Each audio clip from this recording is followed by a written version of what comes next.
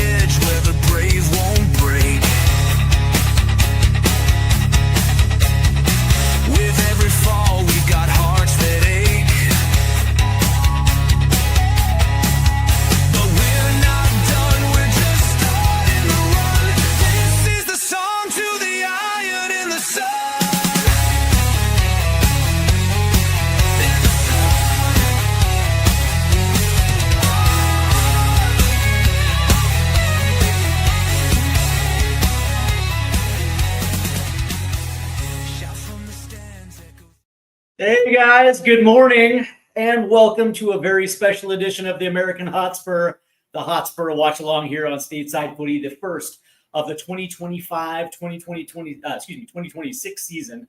And of course, this is on the tail end of the Asian tour as Tottenham Hotspur have already taken care of the Arsenal the Gooners, already in the first leg.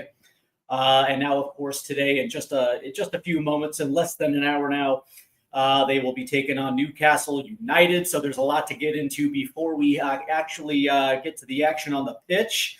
Of course, lineups. We're going to get into that as well, too. But also a quick reminder to make sure you hit that subscribe button because we are on a race to 1,000 subs. The quicker we can get to 1,000 subs, the quicker we can do really cool stuff, not only with the live streams, but the fan shows. Not only at the fan shows, but also guests as well, too. So there's a really a huge opportunity for this channel as soon as we get to that benchmark. And, of course, if we do reach that benchmark, I'm going to be taking care of that magical sub because that's just what I do, man. I take care of those that take care of me. So make sure you hit those likes and those likes as well as the subscribe buttons. Excuse me. It's 6:13 here in the eastern portion of the United States, but I hope everyone's doing well over there in the UK as well too. The 5-hour difference means you guys are in the late morning waiting for this kickoff as well too. So let's go ahead and get into it because there's a lot to talk about. And of course, the big news dropped yesterday as Spurs legend Son Heung-min said no mas, no more. He's officially done with Tottenham Hotspur after 10 years of loyalty. He cited the response for a new challenge. And I would probably assume that this is probably going to be the sendoff is going to be in South Korea. Not at N17, but that's perfectly okay as well, too. So I would probably assume that the captain's band this morning will be his last. A nice little nod. Not only to Sonny, but also for the South Korean fans as well, too. So this looks and feels like a farewell for Son Heung-min as well, too. So I just, again, quick little congratulations to Sonny on 10 years of loyalty, who exits with nothing but class and respect. Of course, the respect for me as well, too, because you know what, for him to stay when everyone said, you know what, I think I'm going to go somewhere else, man. Those pastures are greener elsewhere in Europe. Sonny was like, nah, folks, I'm staying here. Right here is where we're going to win trophies. And sure enough, he was able to do that last season with the Europa League. Before we get into it, I want to welcome Wayne Bonner. And Wayne, it's always good to see you, my guy. He says, good morning, everyone. Hope you are having a great weekend and pumped for Spurs Day. Coys, Tottenham till we die. Absolutely, man. Tottenham till we die. And there's a very good reason for that, is because Tottenham never says die. Straight up. We never say die, man. We just keep pushing forward and we keep doing what we have to do. All right, let's get into the lineups, because Spurs have already released it. And of course, in goal today will be Tony Kinski, which on the surface is not really surprising at all, as that seems to follow a trend this preseason. And of course, we're on 3 days rest as well too, so that also makes a tremendous amount of sense as well too. As you see, a lot of these guys have been shifted for this one, and I would probably assume we're going to see I guess you can say the quote unquote starting 11 come Bayern Munich. At the right back position, Pedro Porro gets the start today, and of course that makes a tremendous amount of sense, considering that the only, I guess you can say, backup right back was either going to be Archie Gray or Jed Spence, but of course Jed Spence started against Arsenal, and so that rotation means that Pedro Porro again is going to get the start. And of course, the thing with Pedro is that dude is universal. That dude is an absolute tank. You can just pretty much put him out there whenever. But that being said, it is the preseason. The last thing you really want to do is overwork him before we actually get to the regular season. But that being said, it was interesting because I actually thought this might be an opportunity for Archie Gray to get some time at right back, to give Pedro Porro a little bit of rest. And we probably would see Yves Bissouma getting the start today in that double pivot. But turns out I was wrong. Pedro Porro gets that start. The center back pairing today will be Kevin Danso and Cudi Romero. And this was kind of interesting as well, too, because I actually did think Vuskovic was going to get that start with Kevin Danso, as this would be just a full rotation at the center back position. But Thomas Frank values experience in this squad. So Cudi Romero gets the start today. Not a bad center back pairing, because Kevin Danso can indeed play that left center back position, and it's not wholly unsurprising to see that.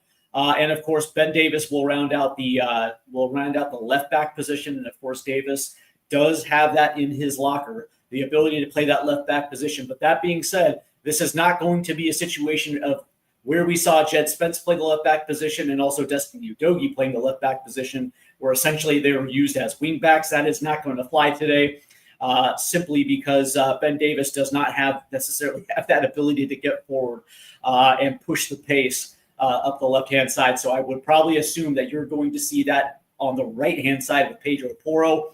And of course, the double pivot today is going to be Rodrigo Betancourt and Archie Gray. Archie Gray is probably going to be the stationary 6 today, with Betancourt kind of playing that 6-8 deep lying playmaker position, which is makes a lot of sense, considering that is that is kind of his bread and butter, the ability to kind of clog up the passing lanes, the ability to get forward, use his high level passing to break lines. It makes a perfect amount of sense for Betancourt to play that position. Obviously, up top is going to be Pape Sarr. Of course, Pape Sarr started against Arsenal, had the lone goal, 3 goals in 2 games, and Pape Sarr has actually played well this preseason. The attacking 3 is going to be Brendan Johnson, who I predicted would get the start. Matisse Tell is going to be starting up top, which is in itself kind of an interesting proposition. And of course, Sonny is going to be wearing the armband and playing on the left-hand side. Again, not really all that surprising. And I would probably assume that we potentially could see the best of Sonny today, as this potentially could be his send-off. On the bench today for Spurs will be Guillermo Vicario, Brandon Austin. We have Gunter. Jed Spence is going to be on the bench. Mickey Van de Ven. We have Byfield, Vuskovic, Abbott. There's Yves Bissouma, Lucas Bergvall, James Madison, Jamie Donnelly, Heung-min Hook, Wilson Odobert, Mohamed Kudus, Richarlison, and Will Lancashire. And I would probably assume that this potentially could be a situation where we see a second half swap, or maybe into that 60th minute where we're going to see a lot of those substitutions come down. But either way, I have mixed emotions about the starting 11, mainly because I'm wondering where the creative spark and where the creative outlet is going to be coming from as they're moving forward. The same worries that I had against Arsenal still continue to remain. Exactly, how consistently the squad is going to be able to get up the pitch and attack and pepper Newcastle's goal. It seems like, again, that the strength of this team is probably going to be a little bit more on the defensive side. And as they get forward, I would probably assume we're going to see this in a 4-2-3-1, maybe a little bit narrow, defensively a little bit. But as this team moves forward, I would probably assume you're going to see something close that resembles a 3-5-2. Just considering that, when you look at this lineup configuration, it just seems to, kind of agree with that, as, Brennan Johnson or Sonny are going to, depending on which side of the field they're going to primarily attack from. It really does feel like, either one of those guys are going to, provide a little bit of relief for Matisse Tell inside that box. So from that standpoint, I would probably assume that we're going to see a lot of Pedro Porro flying up that right-hand side.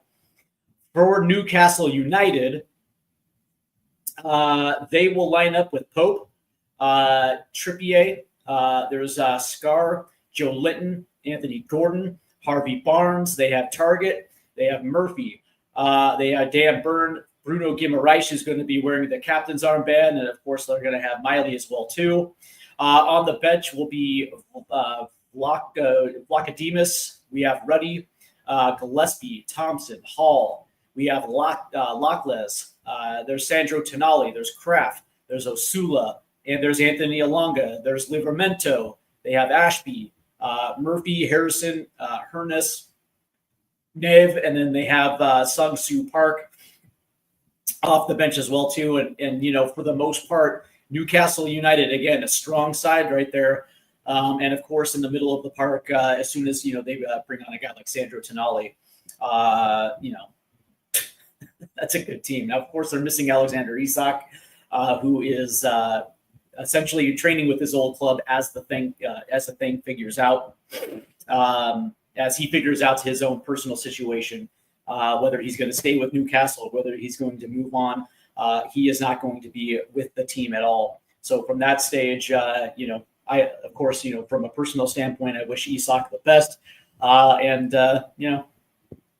Who knows? Who knows where that's going to, how that's going to play out? I do think that, unless Liverpool are prepared to just literally back up the Brinks truck and just show him ridiculous money. Obviously, Newcastle has already rejected a bid from Liverpool for Isak, so we'll see exactly how that plays out. But Wayne Bonner right here in the chat says it's nice to see Kinski get a start. Yeah, it is nice. That's the interesting thing, right? One of the things that I keep hearing from Spurs fans is that there's a lot of people that are riding that Kinski bandwagon. And listen, I like Tony. I really do. I think you're starting to see somewhat of a transformation with him in goal. You see the footwork and you see his ability on the line. He takes chances, actually almost kind of playing that sweeper keeper type of role. He's not afraid to come off his line. He's not afraid to use those tools. That being said, I still question whether or not there is still some development still to be done before he's able to step into that starting role. No doubt that he's probably going to be the next. And I would probably assume that we're going to see Kinski a lot this season. But I still personally believe that when it comes to the Premier League and when it comes to the Champions League, we're probably going to see Vicario take a lot of those minutes. Now, I'm not necessarily going to say that Kinski's not going to, be shown in those competitions. But that being said, it's, when you have the back five of Tottenham Hotspur, which, by the way, is probably as good as a back five as any in the Premier League, especially when they're on. The last thing they're going to do is go to a youthful Tony Kinski over Vicario, especially when you consider that this again is a World Cup season, right? Guillermo Vicario has the exact same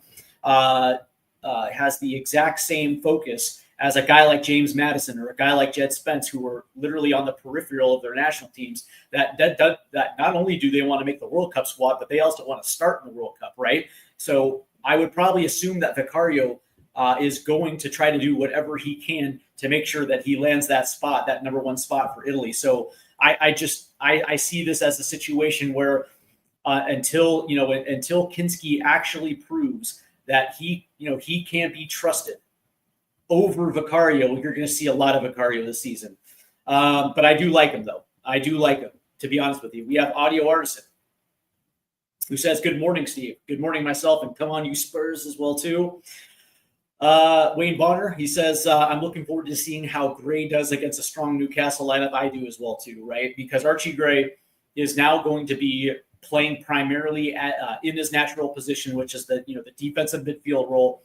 And we did see him in isolated spots last season. I think most notably that match at Anfield in the second half, where the midfield around him, the center back pairing around him was not exactly as strong as it can possibly be, and it almost felt like Ange kind of put him on a lineup, put him on an island last season, and because of it, didn't exactly have the greatest performance. But then again, as we were seeing in certain instances in the knockout rounds, when he did come on, there were opportunities where he absolutely did look good in the center defensive mid role. So you know what, this was also just for me last season was a learning experience. Obviously, he played a lot more right back, played a lot more center back. And it's also nice to see that he has that opportunity. He has that in his locker as well too. But for the most part, you're going to see a development plan that revolves around Archie Gray playing his natural position. And I actually like it too, because you know what, the one thing you want to do is make sure that these guys, especially guys like Archie Gray, guys like Lucas Bergvall, Wilson Odobert, Baptiste Tell, and some of these other youngsters that Tottenham spent good money on to bring them through the door, that they have a fiduciary responsibility to develop them at their natural positions, because moving forward, man, and especially today, right, this might be the end for Sonny in his first kit, right?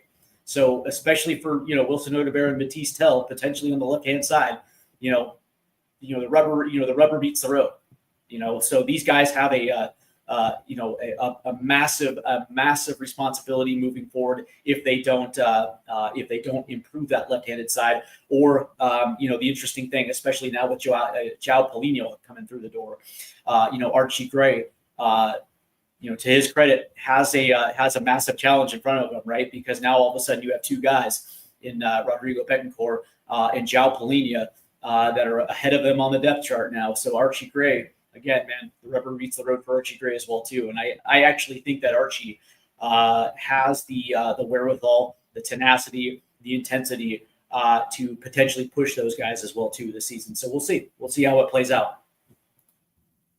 Audio Artisan, Kinski's ambition. He'll want plenty of game time with the World Cup coming up. I feel like he might go out on loan. I don't know about that, right? And the reason why I don't think there's going to be a loan for him is because just the fact that I don't think you can trust Brandon Austin as the number 2. Let's just call it what it is, right? They already sold Josh Keeley, which I think was a mistake on Tottenham's part. Now, granted, it was up to the player. Keeley didn't want to re-sign. Understandable, man. Understandable. So he takes off he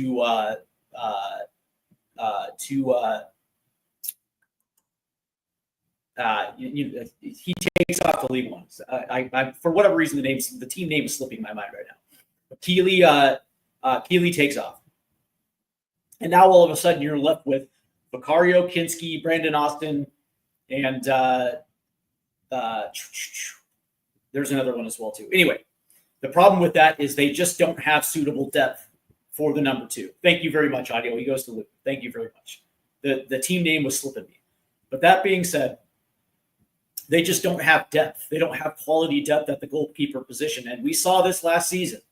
There was a reason why they went out and got him to begin with in the first place, because last year it was Fraser Forrester, it was Brandon Austin, and none of those guys really had the wherewithal to step into Vicario's boots and to try to take that, try to make that position their own. Now, granted, I do know that Brandon Austin did play well against Newcastle last season and the opportunity he got in the Premier League.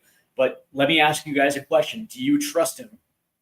If there is an injury situation, do you trust him to step in and be able to handle that position week in and week out? Not just in the Premier League, but also in the Champions League? The answer is probably no, right? And so from that standpoint, you're going to need somebody at the very least that you trust that can step in maybe for 2 weeks, maybe a month, if the worst hits, right? So that being said, Kinski is probably going to be here the entire season because just from a depth standpoint, they just don't have it. And it looks like they're not even trying to target a keeper this summer, which is fine because I think just in those two, they actually have a pretty solid goalkeeper room. I just don't think that Kinski makes sense at this point, to put Kinski out on loan. Now, granted, they can recall him, I guess. But that being said, you don't want to take this chance with Vicario because obviously, if you remember last season at Manchester City, and it looked like Vicario fractured his foot last year, and all of a sudden he was out for an extended period of time, and Tottenham struggled mightily in goal with Fraser Forster and Brandon Austin. So from that standpoint, I cannot see a loan situation. So that being said, man, Spurs versus Newcastle, interesting lineup to say the most. I actually expected James Maddison to potentially get a start just to get a 45 against Arsenal. It felt like he came on for the last 20 minutes, and it was nice to see Maddison back out there. And I also think that this is going to be a massive season for James Maddison. Not even if you put the World Cup aside, this is a make or break year for Maddison because throughout his career, we have heard the very good and the very bad of James Maddison. And last year kind of played out a little bit to that. Granted, there's no doubt that the talent is in there. I don't think anybody will say anything otherwise that James Maddison is a talented player, but it almost seems that he picks and chooses when he wants to show up. And I think that manifested itself in a lot of frustration last year because, Ange Postecoglou, man, was taking him off the pitch in the 70th minute. In a lot of games where we were either tied or we were chasing a goal. And Ange was lifting his most creative piece off the pitch in the last 20 minutes where you kind of needed that dude on the pitch. And, and of course, a lot of that frustration boiled out. And we heard a lot of frustration at multiple points of the season between him and his head coach. And I think a lot of it has to do with his mindset, right? And I think that this season, especially under a new head coach and with everything that's everything that has been built, and of course the rumors from the rumors from Leicester were that, again, man, extremely talented player, but unfortunately, man, he has a tendency to be a little lazy, right? I think that narrative can be erased this season with just a string of consistent performances, right? I know it's in him. I know that it's in him. But that being said, man, all that being said, it's because of this mindset where he was dropped from the Euro roster, the 2024 Euro roster, and now all of a sudden, it's 2 years later as we're going into the World Cup year, man. There is personal goals, and so it's on Maddison's shoulder to be that guy. And the interesting thing about the dynamic of this Spurs roster, we went out and we improved the right-handed side with Mohamed Kudus, which was absolutely huge. Now, all of a sudden, if they can bring in a guy on the left side, a very experienced guy, a very explosive guy that is going to allow defenses where they're not going to be able to overload one side of the pitch, right? And I thought against Arsenal they were trying to do that against Kudus, trying to take him off the pitch as much as they possibly could. Essentially putting the ball on the foot of the creative outlets, whether it was centrally or on the left hand side. And of course, congratulations to Wilson Odegaard because I thought he played absolutely brilliant. But that being said, man, if they can bring in another very explosive type winger to play on that left-handed side, it's going to essentially what's going to happen is it's going to keep defenses honest because you're not going to be able to overload one side because you're going to get picked apart from the other side as well too. And from that, from that standpoint, it's going to free up Maddison to do what Maddison does best, which is either make runs into the box or essentially pepper pepper balls into the box, right? And if that's the case, that's going to only benefit a guy like Dominic Solanke as well too. So again, man, this is such a huge season for Madison, to the point where I think this is, to audio artisan's part right there. I'm going to pull that up in just a second. That I think that this is probably a make or break season for Madison with Tottenham Hotspur. That if this trend continues of what we've seen of the course of the last couple seasons, they're going to have to move into a different direction. And it's unfortunate too, because Madison is actually a very good player. So from that standpoint, this is a make or break season.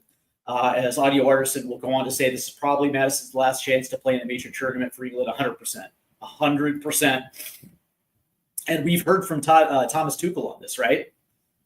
We've heard from Tuchel that for what he's looking from Madison is just consistency. It's not talent. Everybody understands it. Dude's a talented player when he wants to be. It is a string of consistent performances at the highest level that would make him have no choice but to take him, right? And I don't think Tuchel's asking anything crazy from him, right? So again, for as far as I'm concerned, man, this is a make or break season. And what I will say is that I would probably assume we're going to see a little bit more of Madison today, probably in the second half, which is perfect. He'll probably get that 45 in the second half, which is going to ramp up his legs and his playing time for a match in Bavaria against Bayern Munich as we get ready for the Super Cup against PSG as well too. Let's see. Audio Artisan says, I honestly think they're going to throw money at Eze now. Eze, now that the Sun drama is over.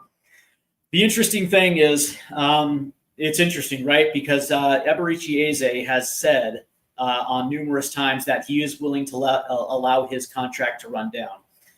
For a long time in the summer, Eze was waiting on Arsenal.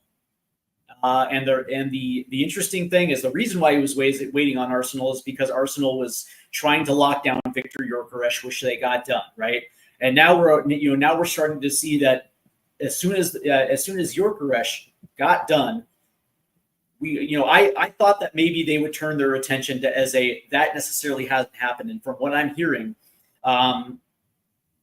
Crystal Palace is kind of in a weird position because they're still trying to figure out the whole Mark Gahey situation, and it looks like Steve Parish is kind of being wishy-washy when it comes to Eze. At first, if you remember the first of the summer, they said that Eze was available, but they wanted the entire freight of his release cost met up front. About a week later, they said, no, it's all cool. We don't, we'll take it in installments, but we also want a big cut of it up front because obviously they have to replace the player. And a lot of it has to do with obviously PSR and things like that. And so Tottenham was ready to step up, man. Tottenham was ready to step up, and then we heard the whole Arsenal thing. So it's going to be interesting to see how it plays out. I don't necessarily know if Eze is as infatuated with Spurs as he is with Arsenal. But also there's the factor of Xavi Simons as well too. And we're going to find out either today or tomorrow. Xavi, it was widely believed that Xavi was going to go to Chelsea, except Chelsea is in a precarious situation. And I don't know if they're going to be able to get over the line, right? Because it's not like the Chelsea of old we'll just throw money at it. It doesn't work that way, right? And if you remember, they're on a UEFA ban right now. And in order for them to even register players for UEFA competition, they have to get their books in order, meaning they have a few players they have to get rid of first in order for their books to line up. And word came out that they weren't willing to meet Leipzig's offer, where Spurs came in right after him and just said, "Hey, listen, man, we don't have these issues, man. And by the way, we will meet your asking prices, if not a little bit more, to get this deal done." And it made Xavi Simons take a step back and say, "Oh, okay, let me go ahead and look at your guys' club. Let me see some of these moves that you've been able to, let's see the moves that you've done so far." And of course, Mohamed Kudus and João Palhinha. And now, if they get a guy like Xavi Simons through the door, who is a natural 10, who's a very good natural right-footed 10, which makes this attack way better.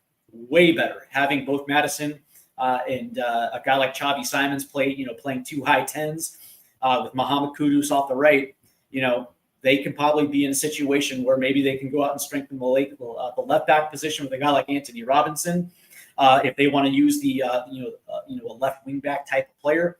But that being said, he does. By the way, Simons can play the left as well as the right if they want to go in that direction. But the interesting thing about this is for the next month, man, this is going to be a very interesting one as we head to the deadline day in the Premier League. I still believe that Spurs will get at least two more across the line. Would I be surprised if it's somebody like Xavi Simons and then maybe another depth piece on the left-hand side or a left back? Not at all, because I do think that left back piece is probably going to be Sirkin from Sunderland, and it makes sense because he would qualify as a homegrown, and that's something that apparently the Spurs also have to keep in mind. But that being said, it makes absolutely no sense. Sirkin coming back to Spurs makes absolutely no sense from a playing standpoint. It is from a roster standpoint, but from a playing standpoint, probably not. G Giant 68 checks in and says, "What's up, Big Steve? Spurs win today." Yeah, I do too. And we will be getting to that in just a few moments as well too. One of the things that I wanted to talk about this morning as we get closer to kickoff, we're about 19 minutes away from Spurs versus Newcastle at the Seoul, South Korea World Cup Stadium. Is that this is the first opportunity for Spurs in a quick turnaround. If you remember last season, there was a certain point of the season where they just were not good with quick turnarounds, did not have an opportunity to recover, did not necessarily have an opportunity to train because of the short turnaround, whether it was cup matches or Europa League matches. There was a stretch right there where in losses and ugly losses, there seemed to be a carryover effect. Even in wins, that never really carried over. And when you have a performance like we did just a couple days ago against Arsenal, now all of a sudden you're kind of looking at this situation kind of like, well, do they, can they carry this momentum over? Because momentum is real. I don't care what anybody says, man. Momentum 100% is real. And if this team has that confidence has the ability to carry over. And it's not just for the players that were on the pitch, it's also the group as well too.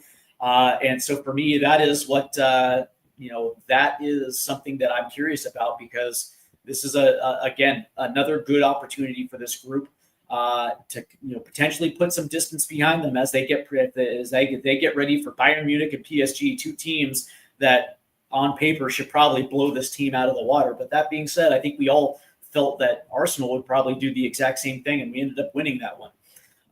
But that being said, there's a few things today that I want to see that very much could be a carryover. Let's see. G Giant is asking, is there any current U.S. players that you would like to see at Spurs? Yeah, for sure.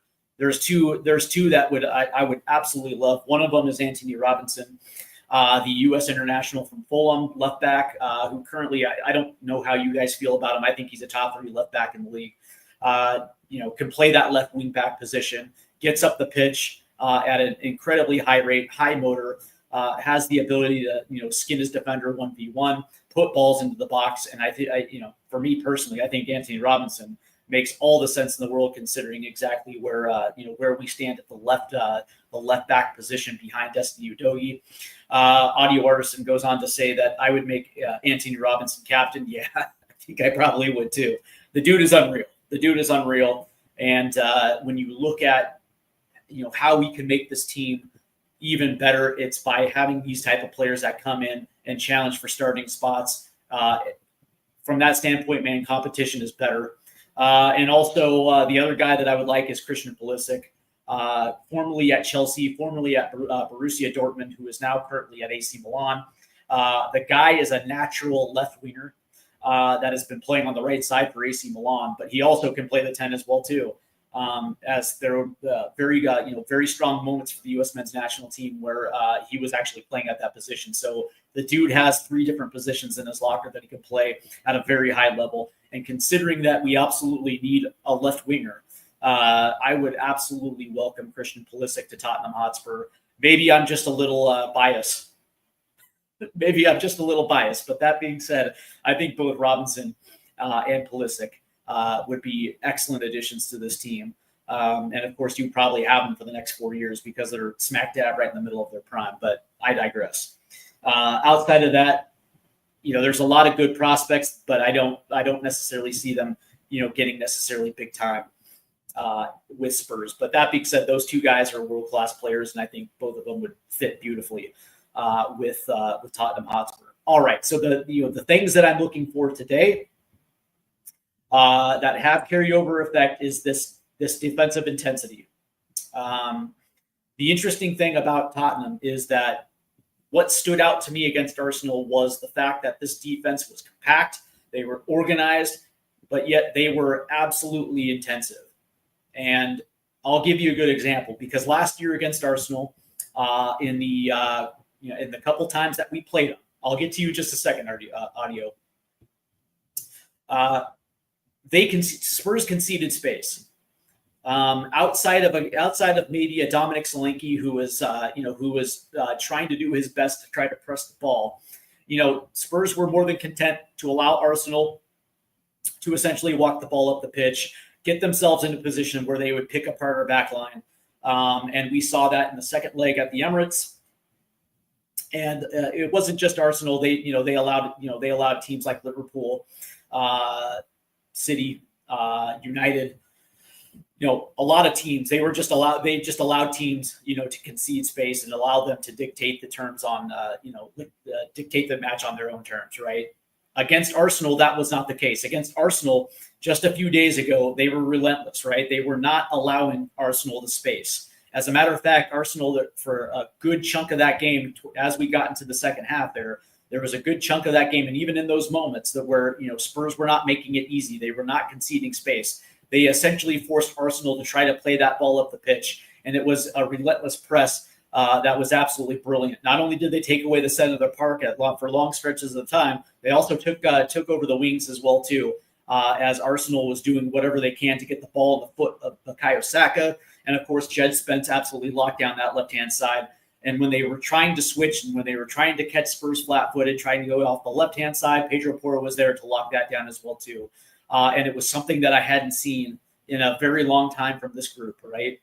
For the most part, I was expecting them to almost be a little bit the same because, in the 3 preseason games, there wasn't necessarily that organization. But that being said, what I will say is that when you look up and down this roster and you see the talent, right? You see the talent, you see the names, and there's a certain expectation from this team now under Thomas Frank where you're like, yeah, okay, man, game on. And so we saw it against Arsenal. Now we want to see it against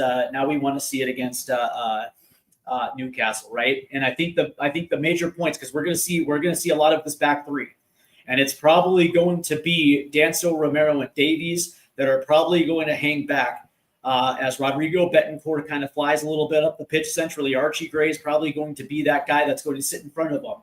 But Pedro Porro is probably going to be the right wing back option, as Johnson is probably going to shade a little bit more centrally, as Pedro Porro is probably going to play that wing back position today.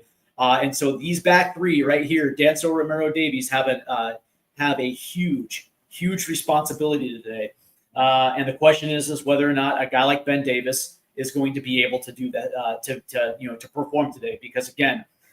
Like Sonny, he's 33 years old, and there's certain things that you wonder. I have no issue with Romero and Danso. I think both of those guys are going to step up today. But from the standpoint off that left side, and when you look at the fact that it's going to be Ben Davis and Sonny, two guys who are 33 years old, two guys who may or may not miss a step, it's going to put that pressure on a guy like Archie Gray and a guy like Rodrigo Betancourt to be able to get back and occupy some of that space that's not going to allow them to just essentially get torched on the left-hand side.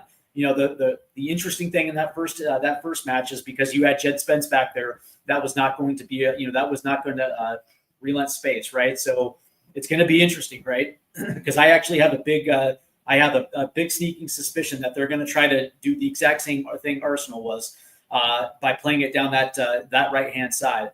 Then again, you also have to figure in Anthony Gordon as well too. So, they have multiple ways that they can pick you apart, but it starts right there in the center part of the pitch. It starts with a defense, a very good defensive press, and doing the exact same thing they did in that match against Arsenal, which is not relent space in the middle of the park as they're pushing it to the halfway line. So, very interesting, opportunity today. As we are about 10 minutes away from kickoff here in the Seoul, South Korea World Cup Stadium. Audio Artisan is asking, where's Yedlin these days? DeAndre Yedlin is back in Major League Soccer. And if you remember, he was originally a part of the Seattle Sounders Academy, came up through the Seattle Sounders. And then, of course, after World Cup 2014, he was sold to Tottenham Hotspur. And I thought that was a massive jump. But that being said, I knew that they were going to try to develop him. DeAndre went on from Spurs, and ultimately he's back in Major League Soccer with FC Cincinnati. And he's not necessarily in the World Cup picture when it comes to the U.S. men's national team. I think he's regarded as his time has come and gone, right? And then of course, what's his bucket? Center back from Celtic. What's his name, man? That's funny. Hold on.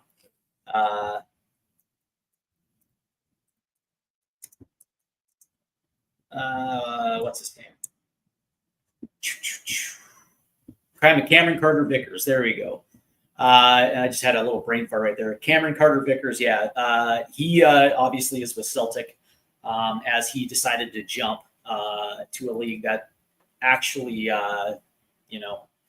fits his strengths. And of course, he's carved out a nice little career right there with Celtic. But he himself may or may not be in the World Cup 2026 conversation because, again, there's speed issues. Also, another U.S. center back plays for Celtic as well too. Last year was Sheffield United, and that was Austin Trusty who made the switch to Celtic as well too. So we are about 8 minutes away, and that means we need to talk a little bit about how today's game is going to play out. I'm curious to find out exactly how you guys see today's game. From a first half standpoint, I think this thing is going to be extremely conservative. I think Spurs are going to try to match that defensive intensity, and they're going to try. They're going to want, to make life difficult for Newcastle. The issue for me is getting forward. When you look at this midfield pairing of Gray, Betancourt, and Sarr, the question is whether or not they're going to be able to distribute evenly, correctly. And outside of Betancourt, right, Archie Gray is probably not going to be involved in as involved in the attack as Betancourt is. The question for me, the wild card is going to be Pape Sarr, right? Pape Sarr, again, had a very good match against Arsenal. But that being said, is Pape Sarr going to be the piece that has the potential to unlock the attack, right? Maybe on the counterattack if they're going to try to play quick. Maybe yes, right? Because you saw exactly what happened when they won the ball, and then off the half turn, he moved forward and just put one put one long right behind Raya. But the question is this going to be more of a distribution from a Pedro Porro playing that wing back position? It's going to be interesting, right? To me, that's a huge question. And I don't know whether this team is set and prepared to put forward past Newcastle. Stranger things have happened. Stranger things are happening. But let's see what Audio Anderson is saying right here. So it's we're going to do everything possible to get Sonny a goal. Wouldn't be surprised if he's playing the 9. Yeah, maybe. I would probably think that it's better suited for him at this point, right? Where you're essentially just not burning out his legs, right? It makes sense that Batiste probably would be on the left-hand side as it's probably lined up right now. It looks like Tell's playing that position, but could I see a situation where as they're pushing forward, Tell drifts wide? Not at all, right? Not at all. My only issue with Batiste is he has a tendency to play hero ball, and he misses the overlaps. His balls in the box aren't exactly as clean as you would expect from somebody like a guy like Mohamed Kudus. But that being said, yeah, I think you're absolutely right about this one, Audio. I do think that they're going to want to send Sonny off with a goal. And it would be absolutely brilliant, man. I think it would be absolutely brilliant. And we'll see. We shall see. For me, would I like to see that? Absolutely. But, the question is does Sonny have it? I say yes. I think he does, man. And I would love to see the storybook ending, man. As we're taking a look at the crowd now, and of course it is all Tottenham Hotspur shirts. As opposed to last week where it was all Arsenal shirts in Hong Kong, but now it's all Tottenham shirts, and it looks like the players are getting ready to come out of the tunnel here. So, all right. I've said my piece. I think this is, again, going to be more of a defensive game than it is going to be an attacking game for Spurs. I do believe that if there is going to be a goal, it's going to be coming off the counterattack. And I'm going to say that this one will be 2-1 Spurs in front of their Asian home supporters, their Korean home supporters. I think that that is going to uplift Sonny, and I think we're going to see a version of Sonny we haven't seen in a very long time. So I will say Sonny gets a goal in his send-off, and then I'm going to say Papstar is going to do it again. I really do. I think Papstar is going to be that one, and Spurs do concede because, of course, they do. But again, this is something that, again, Newcastle's a very good team, and it doesn't matter that they don't have Isak. They'll find a goal somewhere. But I think this is going to be a 2-1 Spurs win. So let me know in the chat, man. What's your expectations? And what do you think this final scoreline is going to be? And of course, we're going to start keeping score. We're going to start keeping track. There's going to be a leaderboard here. I got myself down for 2-1.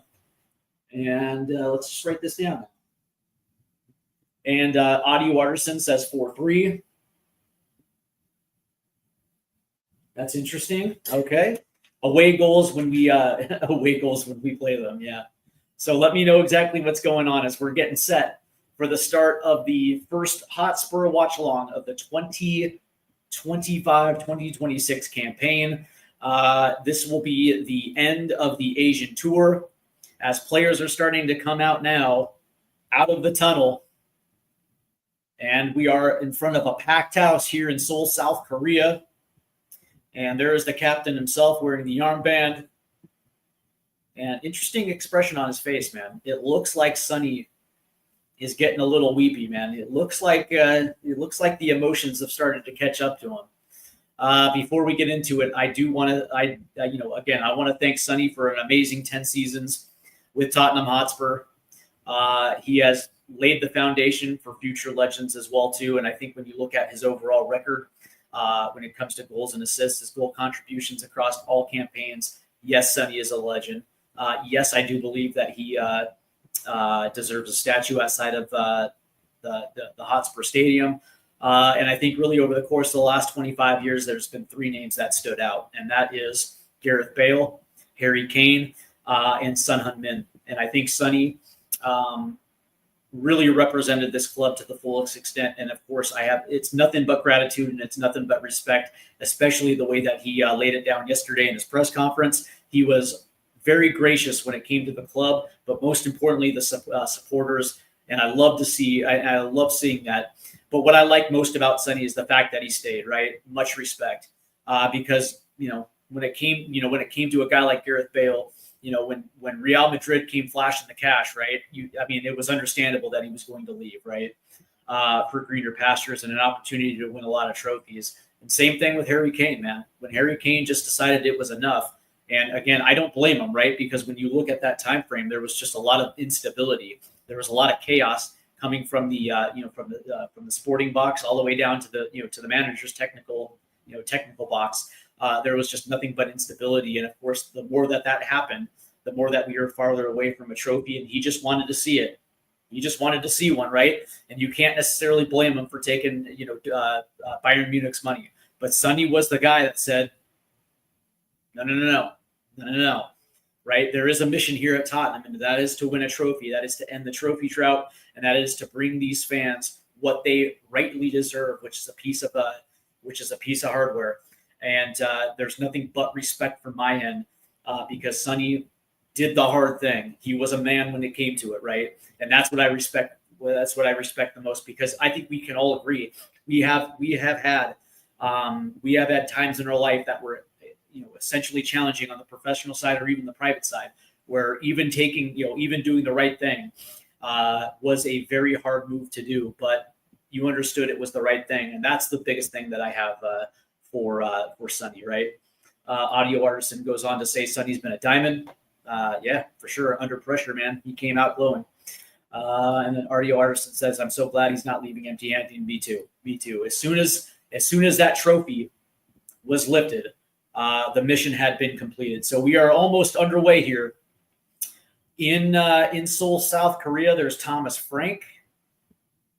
And again, it's looking like they're going to be lined up in a 4-2-3-1. And of course, that double pivot will pay dividends on the defensive side. But moving forward, I would probably assume you're going to see something of a 3-5-2. It's going to be interesting to see if Rodrigo Betancourt is going to push up and potentially play maybe a hybrid 8-10. I would probably assume for Newcastle, they're probably going to play a 4-3-3, which makes a lot of sense for Eddie Howe's side. So. We're almost ready as the players are already out on the pitch as everybody's getting ready. And it looks like Spurs are in that little huddle as Sonny is giving them direction. We are almost ready for kickoff here. Before we begin, make sure you hit those subscribe buttons because, again, we're in a race for 1,000 subs. The quicker we can get there, man, the more cool stuff that we're going to be able to do on this channel. So make sure you hit those subscribe buttons as well as the like button as well, too. So I do want to thank everybody that has already subscribed. Big up to you guys, and big up to those that are going to be coming soon. So from that standpoint, man, we are almost ready for kick. As our public address announcer is speaking to the crowd right now, and we will know quickly how this thing is going to play out. So again, man, big up to those that are tuning in, big up to those that are in the chat, and big up to those that have already subscribed, man. I am absolutely grateful. Audio Artist said, look at the officials that are in pink. I know, I saw that. It's funny.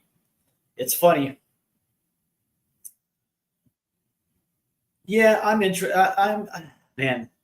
a little nervous. I'll be the first one to admit it, man. I'm a little nervous. I always get a little nervous going into these things because I think you and I all agree that it's Spurs, right? I just get a little nervous. But that being said, I'm fully excited for this one, and I'm fully excited I'm fully excited to see if there's going to be carryover after an emotional victory against Arsenal, regardless if it's the regular season or not. Man, that was such a huge victory. But it looks like the love affair for Sonny in the pre-match is over. There's a hug, and it looks like we're gonna be ready to go in just a second. So congratulations to Sonny as he gets the send-off. And it looks like we're about ready to play here in Seoul, South Korea. I got it 2-1. Looks like Audio Artisan's got it 4-3. Let me know exactly what your score prediction is, as Newcastle will hold possession as we get things started. Yeah, that pink is loud, man. Holy crap. That is a loud pink, man. It's like fluorescent fuchsia / pink. That thing is crazy. Audio Waters is absolutely right about that. But we are almost underway here. And we are off as Newcastle will hold possession now, going from right to left. And they're going to be playing it down the right-hand side, as looks like Spurs are starting with a nice little press as they're playing off to the left-hand side. Now Newcastle is going to have to shoot this one up, as that's going to be headed forward. And it looks like it's going to get out off the foot of Ben Davis, so it'll be a Newcastle throw. And, of course, the center back pairing for Newcastle, very good. And here's looks like it's what? Oh, here we go. As here's Brendan Johnson trying to work it through three. That was a nice little pass right there by Brendan. Try to get out of that that little scrum right there. Here's Kinski, and he's going to have to play this up the left-hand side, trying to find Sonny as that's headed down. Looks like by Kieran Trippier, and now they're going to try to press up that right-hand side.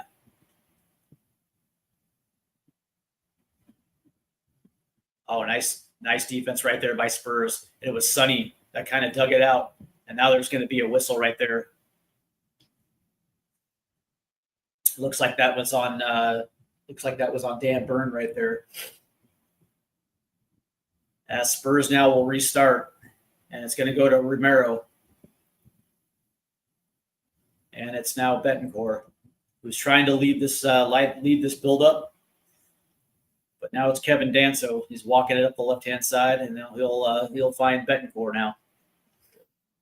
And here come the Spurs now, trying to play down that right-hand side. Here's Pedro Porro, who's going to try to chip one up, and it's going to get onto Brendan Johnson, but that's just a little too far forward, as Nick Pope now will play this out for a Spurs throw. And so I love this. For Spurs, as Pedro Porro does what Pedro Porro does, try to play guys forward, utilize that speed. And it's going to be nice to see if they can get Brendan Johnson involved early, because Brendan, of course, has not had the greatest of preseasons, and it almost feels like he has lost his starting spot. But it actually will be a corner, so it looks like Matisse Tell will be taking the corners here. As this ball is going to get played in, that's going to go short, deflected, shoots. Ooh, that was nice, and it was Pap Sarr that got on the end of it. And there's Pap Sarr again, but that shot goes wide. And already Pap Sarr getting involved as we're 2 minutes and 45 seconds into this one. And I love Pap Sarr. He played that right, but Nick Pope punches it away. And on the rebound, he pushes one wide left, but not a bad corner from Spurs. And there you go. There's the Spurs press. Here's Brendan Johnson. Brendan shoots. Oh,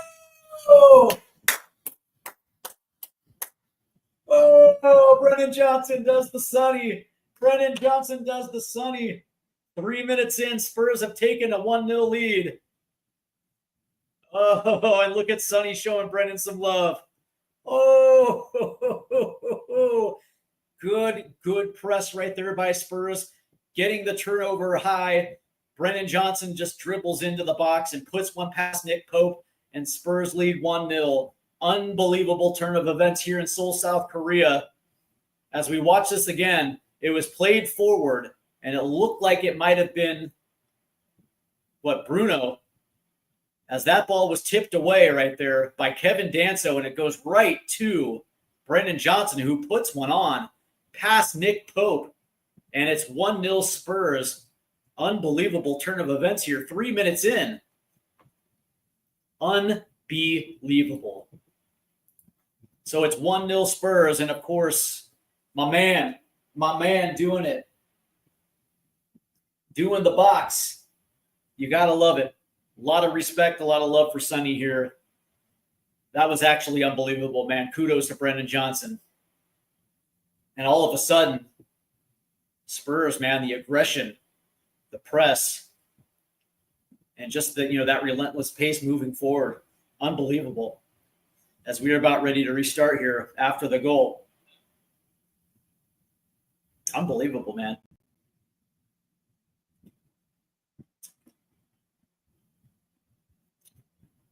As here's Kinski, who's going to play this forward.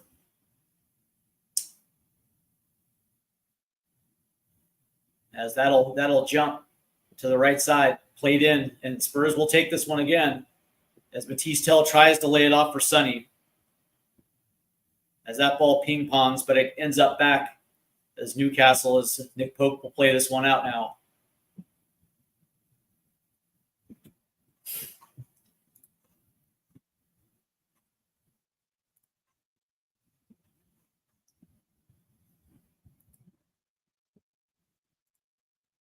As it looks like, and it looks like that's Anthony Gordon right there, who's going to play this all the way back.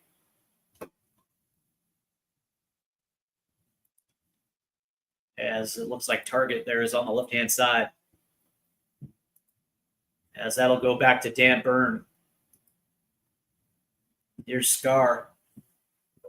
Is he going to play this a little centrally? But there it is. That ball's taken away. Here comes Spurs again on the counter. Plays it forward. Here's Sonny in the box. Sonny is going to try to chip this forward as it gets deflected. And now Newcastle will have possession. It's Joe Linton. Very good player, Joe Linton.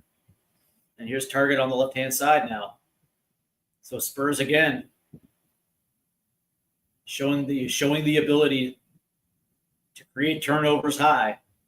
And Newcastle now has kind of been put behind the 8 ball. This is exactly what we wanted to see here from Spurs. Score early, grab that momentum.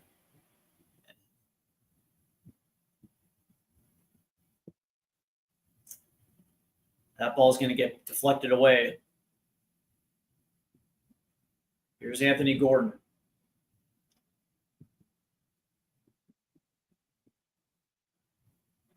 On the left-hand side.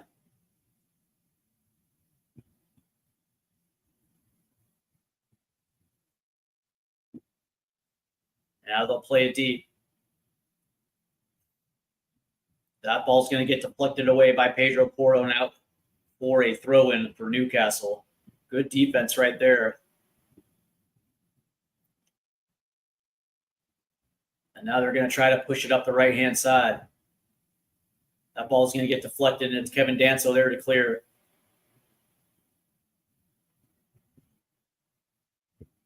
And Spurs will play it up the left-hand side, trying to get Sonny onto it, but it's a little too far forward, a little bit of a heavy touch as Batiste is signaling Spurs to get forward, play defense. This is a pumped-up version, man. Pumped-up version of Spurs. Unbelievable. As we're 7.5 minutes in, Spurs are in firm control, and it's Pedro Porro now who's going to play this forward, and he's got Sonny onside. In the box, Sonny. Oh, and Sonny was just a little rushed right there. As we're approaching the 8th minute, that was a great ball forward right there. Maybe Sonny might have been offsides, but he couldn't corral it down to his foot. Good defense right there by Newcastle. It looked like that might have been Kieran Trippier. As now Newcastle is going to try to switch to the left-hand side.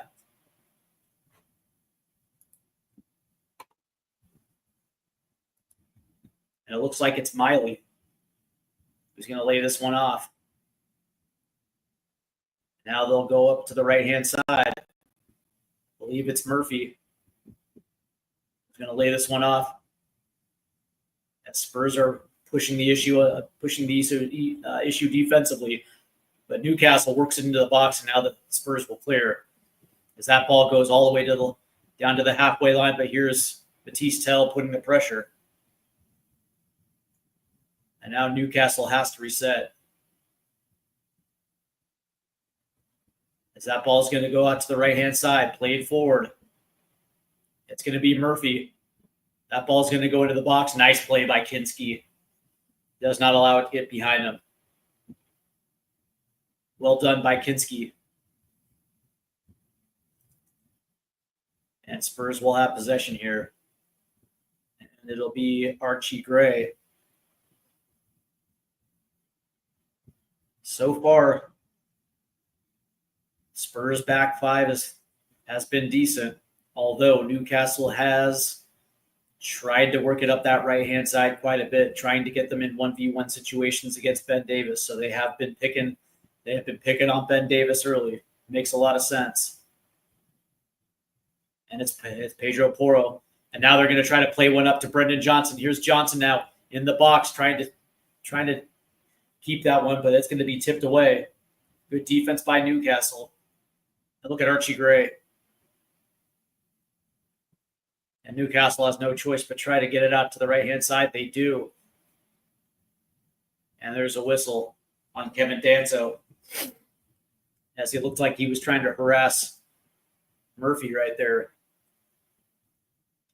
As Newcastle reset, now they're going to try to play one over the top, trying to find Joe Linton.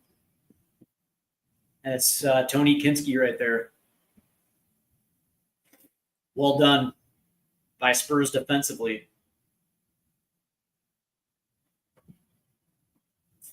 As Anthony Gordon tried to disrupt Kinski there. That was a wayward pass. Yeah, good. Nice on Kinski. Here's Brendan Johnson now. He's going to play this up the left-hand side. There's Sonny all alone up the left-hand side, and they're going to say offside. Yeah, 100%. 100% that was offside. He was 5 bodies ahead. Good Lord, man.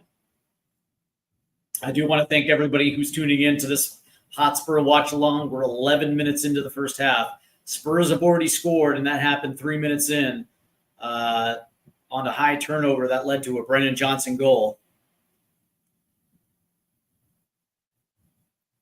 As Spurs defensively have looked absolutely rock solid.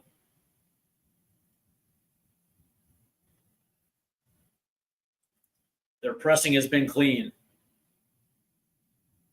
And that ball is going to get played to the left. That was deflected as Pedro Porro now is going to have to come back. As Miley tried to play one and that gets deflected. And here's Betancourt now. Nice play by Betancourt. As Pedro tried to play it forward, but it's going to go right to the foot of Dan Scar. Now here comes Newcastle up the right-hand side. As they're continuing to play up that row. That's a nice play by Newcastle. And Newcastle will hold this one in. It's Murphy. And he's got nowhere to go, so he's got to play this one back. As they really are trying to pick on Ben Davis quite a bit, which is not unwholly surprising. As now they're going to play this one down to the left-hand side.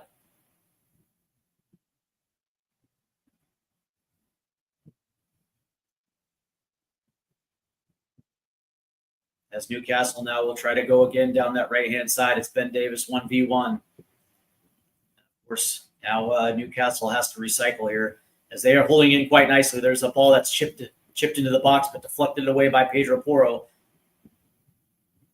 And quickly, Spurs cover that space well. Their defensive shape looks absolutely brilliant. As Newcastle has just no choice but to play it back or to the side now, as they just unfortunately can't get themselves in a position with enough space. Ooh, I think there's going to be a whistle here, and I think it's going to go against Newcastle. 100%. It looks like it's going to be on Murphy. So Spurs now will restart as Kinski rolls it out. And Romero's got to play this forward. Oh, and Newcastle, very good sliding tackle right there. And Newcastle will try it again. That ball's going to get played in, headed away. Now popped up by Papsar. But again, Newcastle will hold it in. And again, they're going to go up that right-hand side. That's a good ball in the box. Oh, and here's and Anthony Gordon did a very good job of chipping it forward to himself, trying to put one on, and it just goes past Joe Linton. But again, they're going to hold this one in. That ball's going to take a nice shot, but it's going to go wide right. Damn. Credit to Newcastle right there, as they finally found a way to get into the box. And Anthony Gordon, that was brilliant. And it looked like Kevin Danso got a nice deflection on that, which is why it went wide of Joe Linton. I thought he kind of chipped it to himself, but yeah, Danso got in there just to get a foot on it, so it redirected a little bit. And Newcastle will hold possession as they will play it up the right-hand side. That's a good ball. Good ball forward. And it's Murphy versus Danso. High up the left-hand side. Good play right by Danso to break it up, and now Newcastle will still keep it in. As Newcastle has ratcheted up the pressure here, 15 minutes in. Spurs have not been able to control possession, as that ball is going to get switched to the left-hand side.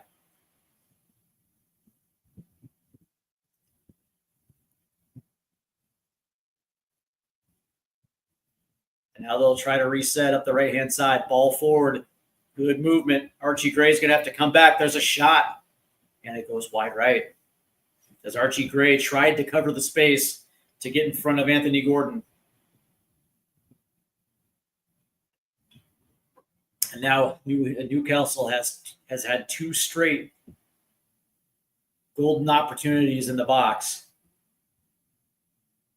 And it'll get out for a corner. So Newcastle will have their first corner here. It looks like Kieran Trippier is going to take this one as it's whipped in. And now headed out. Here comes Sonny, who pops it up, and Betancourt is going to have to head this forward. And so Newcastle will keep possession here. And Ben Davis tries to break it up, but there was some overlap with Trippier. There's a ball in the box to the back post. And it looks like Romero is going to hit it. So here comes Matisse Tell, and he gets past his defender. Matisse Tell 1v1 in the box. Tell. Oh, saved by Nick Pope. Oh, Matisse.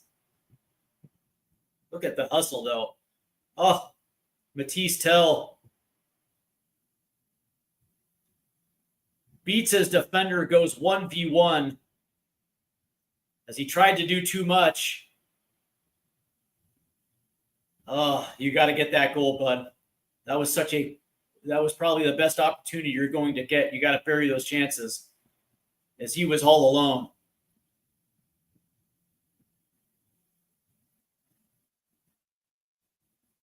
Unbelievable. As that ball gets out off the foot of Rodrigo Betancourt. So Newcastle now will throw it in quickly. Unbelievable, right? I mean, that was kudos to Matisse Tell. I mean, he beat his man. He skinned his guy, cleanly, and was all alone against Nick Pope. And, it's not about fancy footwork. It's just picking a spot and shooting to it. And, personally, I probably would have tried to chip it over his leg. But that being said, here comes Newcastle, as they're going to play this one into the back post, and it gets out for a Spurs goal kick. But unbelievable, man. Unbelievable. As Spurs easily could have taken a 2-0 lead, as Dan Davenport now is checked in. Absolutely. Good to see you, Dan. Yep. Sar looks fit, ready for the season. I agree. And of course, again,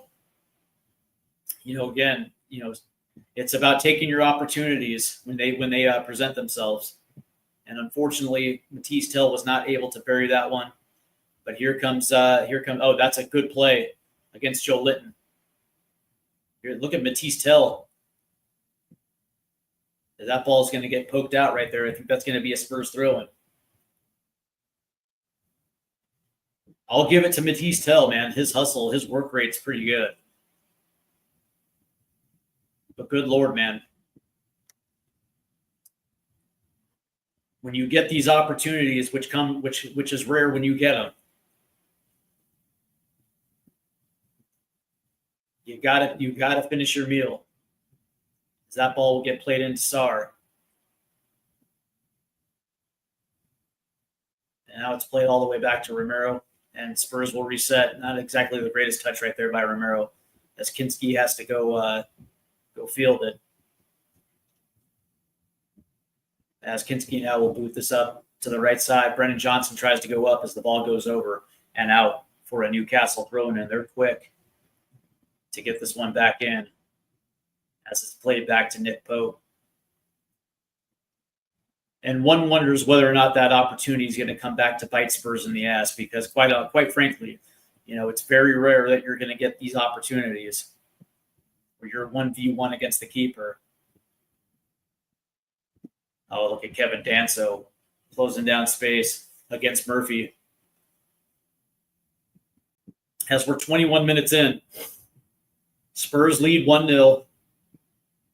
And Newcastle really over the course of the last 10, 15 minutes has dominated possession here, as that ball is going to get played to the left. It looks like it's Miley.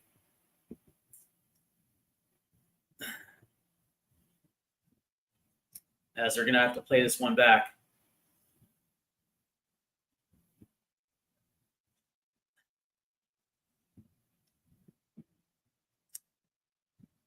And it looks like that's a good, that ball is going to get tipped, as Anthony Gordon tried to play one in.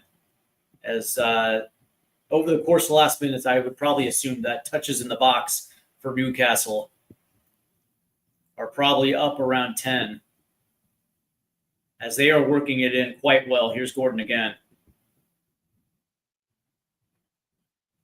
That ball's going to, as that ball gets headed wide. And again, Newcastle is starting to pepper this back line. That looked like Bruno put a nice one in there. On target, too, and Joe Linton just missed it. I think it might even hit off the post, but good Lord, man. As Newcastle has been increasingly dangerous, Spurs really have not been able to hold possession to try to get up the pitch outside of Matisse Tell. And Spurs now. Kinski plays it up to the left, and it's Sonny, as he's going to try to hold it, try to get numbers forward. A little sloppy here. Here's Pedro Porro. And Spurs will try to reset here. Danso. As here comes Newcastle now, as they're pressing hard. As they're going to shoot one up the right side to Brennan Johnson. That's going to get out for a throw-in. As that ball was played up the left-hand side to Sonny, it's kind of interesting. I was curious to see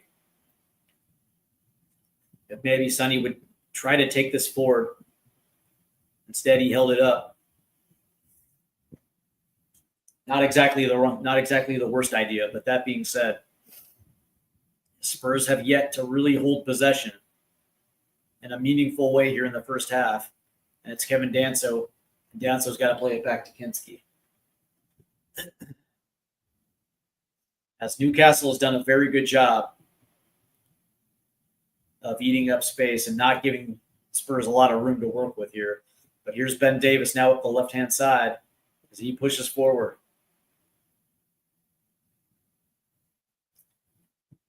And it's going to be Rodrigo Betancourt now.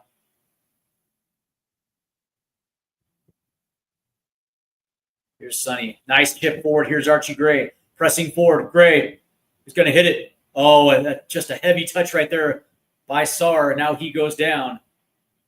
Oh, that looked like it had the making of something beautiful as Archie Gray put it just behind Sar, just a touch in the box. Unbelievable. Now they're going to try to play it forward again. As that ball, it looks like it goes off the shoulder of Archie Gray, and now all of a sudden, there is a whistle here.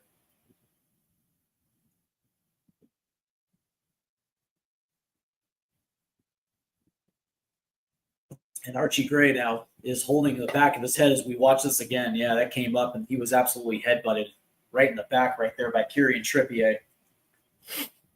And Trippier is down as well, too. And it looks like Archie's up.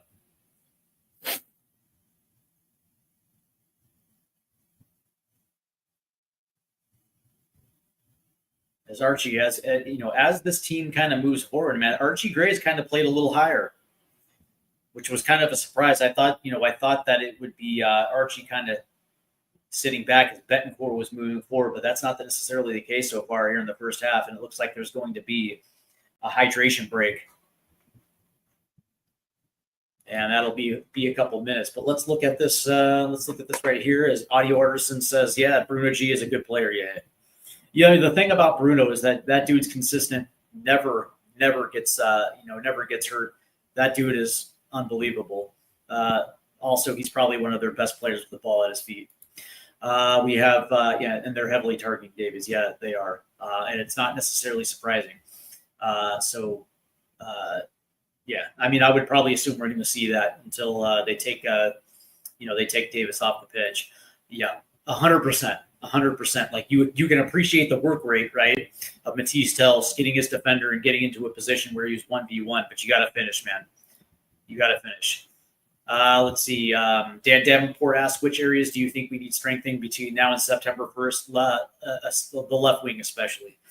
Now, granted, when you look at it, if you're trying to connect the dots, and you're looking how this thing is progressing, I would probably assume that the first thing that's going to come through is going to be an attacking midfielder, because it seems like they're really wanting to strengthen that area. But I would probably assume that the next one down the line is going to be that left wing position, because again, I don't know if you can count on Wilson Odebear or Matisse Tell week after week after week, especially when we get into the Champions League portion of the league phase.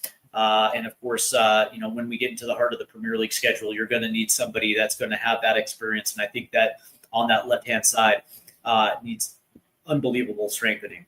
Let's see. He says he's half American. I have an adopted family in San Jose, California, and they visit me every 2 to 3 years. Oh, that's awesome, man. That's awesome. And by the way, I have much love for San Jose, California. Not exactly the biggest fan of the Bay Area, but that being said, I've always enjoyed San Jose. Kudos to San Jose, because the Earthquake are having a very good season this year. So that's cool to know. And let's see, Dan Davenport.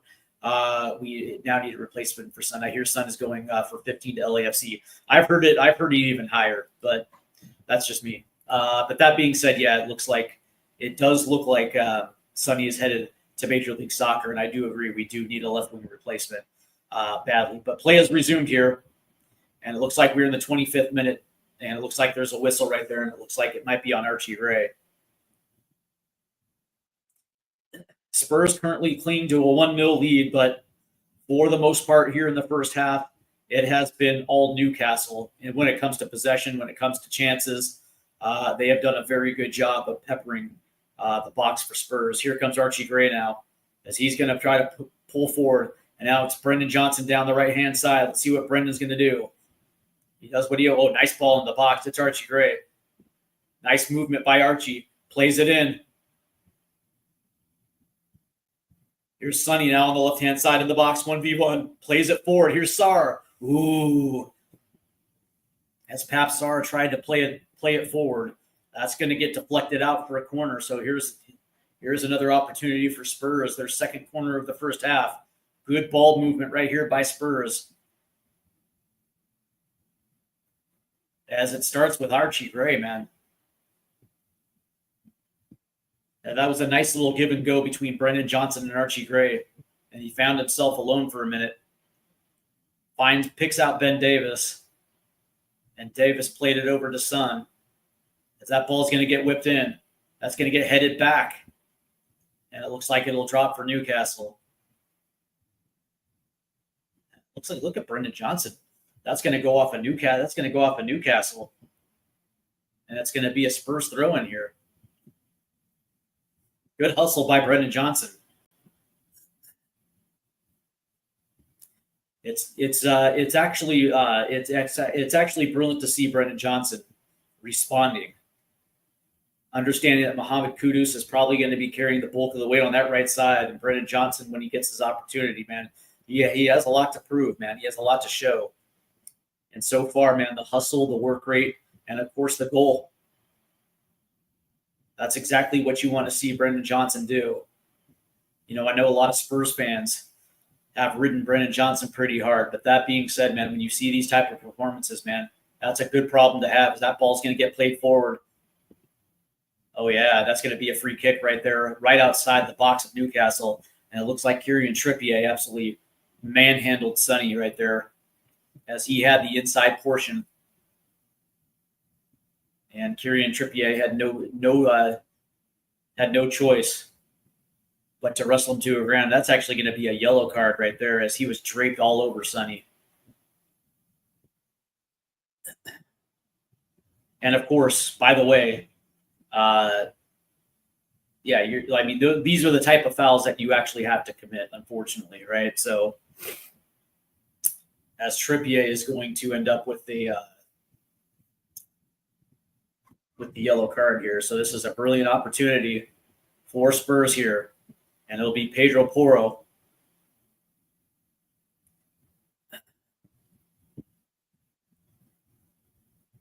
Brendan Johnson comes back on side. So it's going to be Porro and Matisse Tell standing over this one. 31 minutes in. Here's Porro who's going to shoot. Ooh, and that goes over.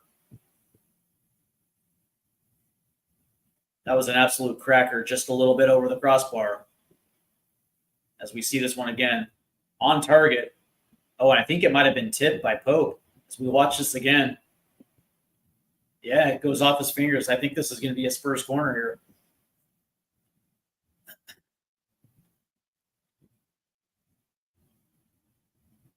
As this one was on target, just a little high.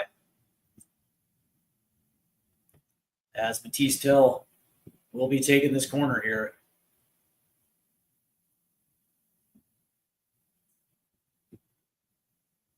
It almost looks like we're ready for this corner here, as the ref had something to say to Ben Davis, and now Spurs will play this short.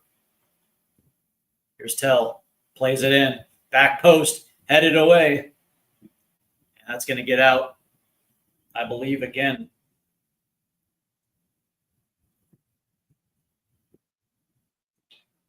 It'll be another Spurs corner as Pedro Porro is walking over there to the corner. Good intensity for Spurs here in the first half.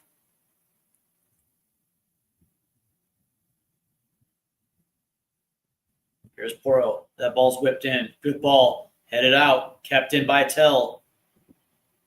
Who plays it over to the left. It's Sonny now. Sonny has that ball with a heavy touch, and now Spurs will take this. Ooh.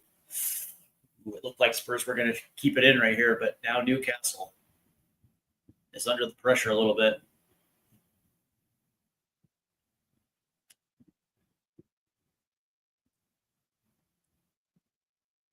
And Newcastle now will reset now as they're going to try to go up that right-hand side again. They're going to go centrally. Now to the left-hand side. Here's Anthony Gordon. 1v1 against Pedro Porro.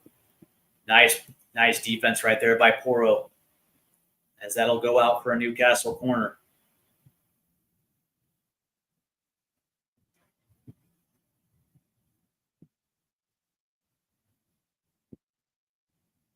And I guess, one of the best things that I've seen so far is the fact that while Newcastle is working their way down both sides of the pitch, man, their defensive shape continues to hold here. Here's Trippier, who's going to play this one in.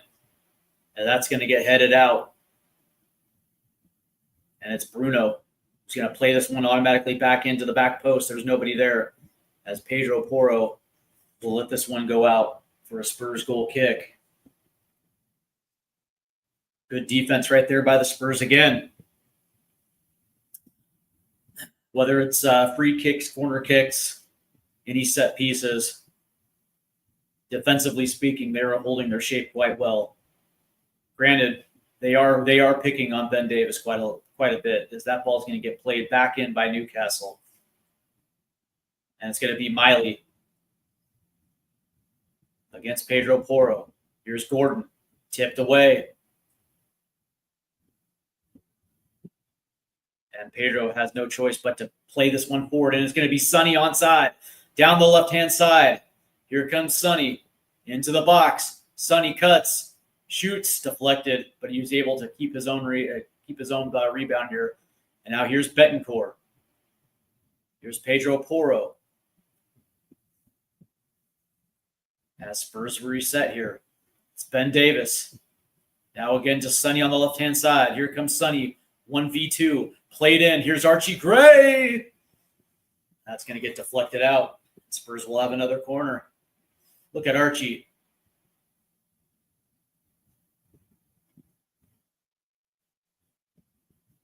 As they're getting Archie Gray free.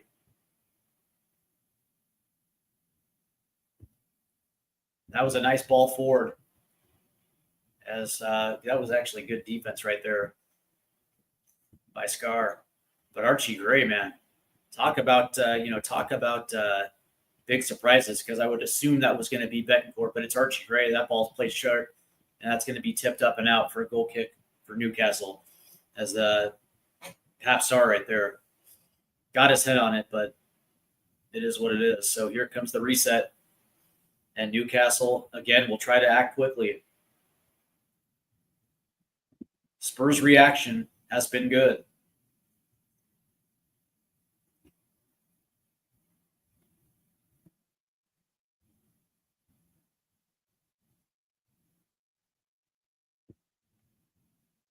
And it's Anthony Gordon now, off to the left-hand side. Here comes Miley into the box.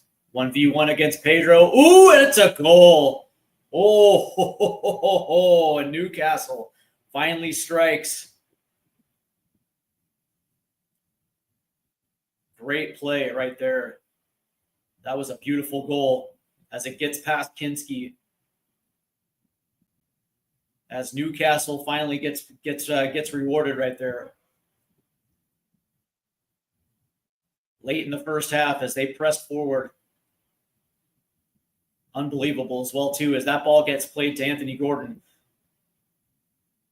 who catches Miley on the left-hand side, played it in, and a quick shot gets past Pedro Porro.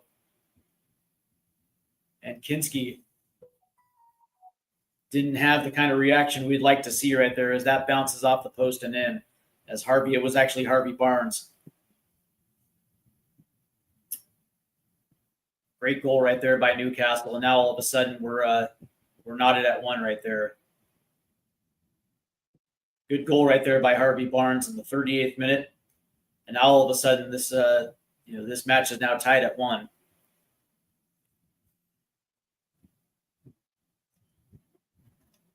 Good strike right there. The interesting thing was the fact that Pedro Porro did close down the space, but that shot got underneath his leg and past Tony Kinski.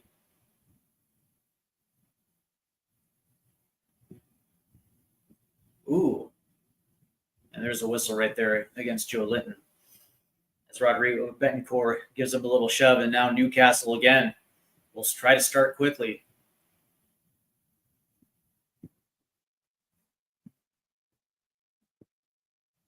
As now they've kind of switched it up a little bit down that left-hand side with Harvey Barnes. And I would probably assume we'll probably see a little bit more of that as the Spurs are forcing Newcastle back a little bit. As we're in the 39th minute, so we're about a little over 5 minutes left in the first half here, as that ball is going to get played forward. But there's Tony Kinski, who's going to pop this one straight up. Down to Bruno Guimaraes.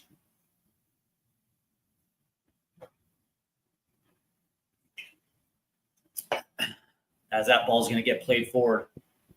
Oh, and it gets on past it. Here's Harvey Barnes again alone. Barnes, ooh, good deflection right there by Pedro Porro, as Barnes was alone. And now there's a scrum here between Joe Linton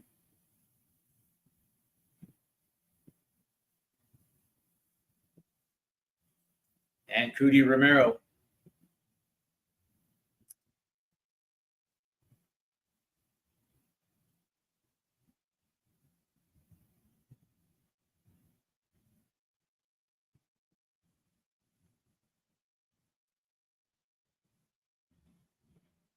And it looks like, as we watch this again,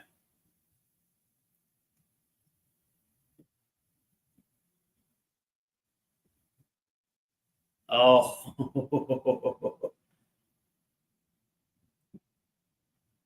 and it looks like Romero. Yeah, it looks like there might have been something. Oh, well, it was a shoulder right there to Bruno. Oh, and look at Bruno with his arms around his neck. Uh-oh. Yeah, I don't think you can do that.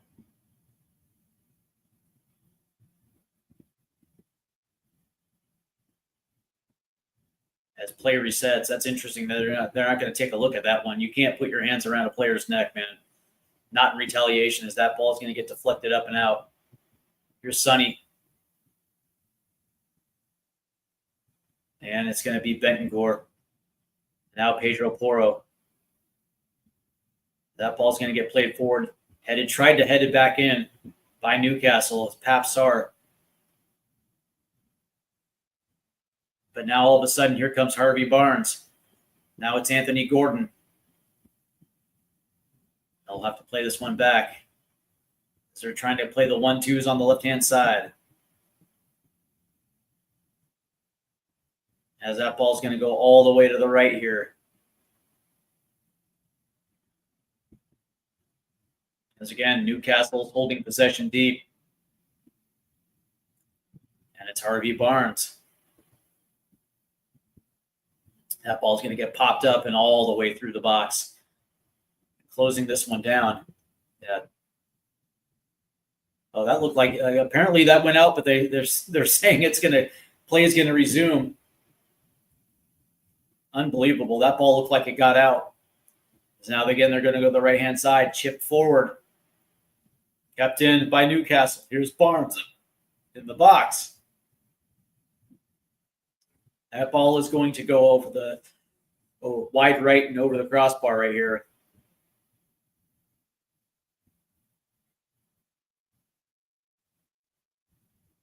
As it looks like there's a potential Newcastle player down. As we see this again. As this game has gotten routinely chippy. As it was Joe Linton that was on the turf right there. Of course he is.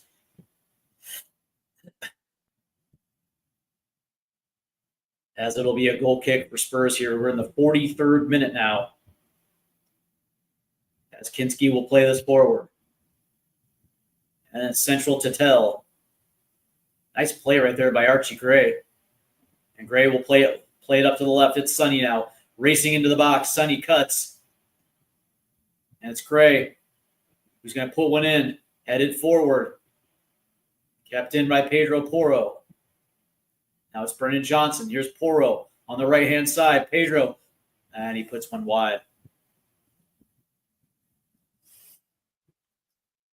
Not exactly his best touch right there. As Newcastle will play this out quick. It's Trippier.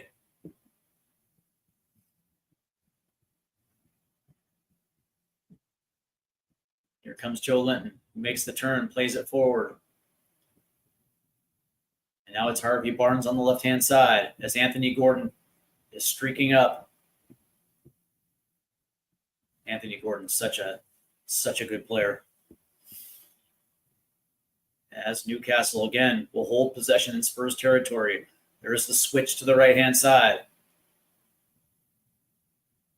Plays it on forward. There's no room.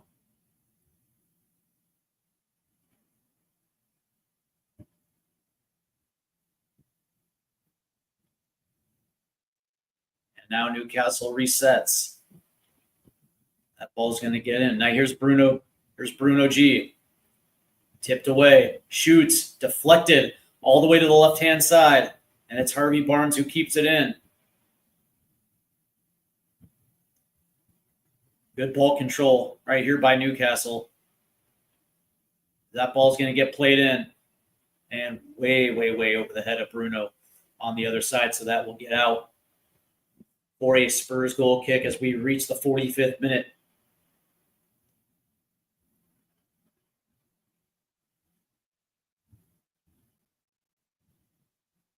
I'm sure we'll have a few minutes here in stoppage. And at the half, we will go over the stats.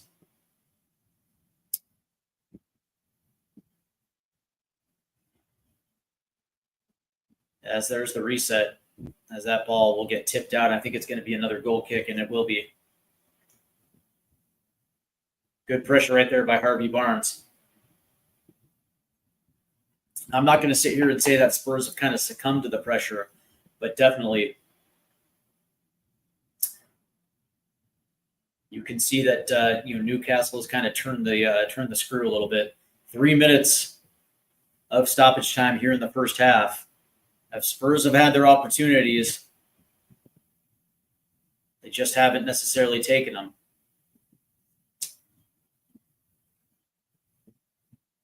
And that ball is going to be headed way back. And now it's going to rest at the foot of Kinski.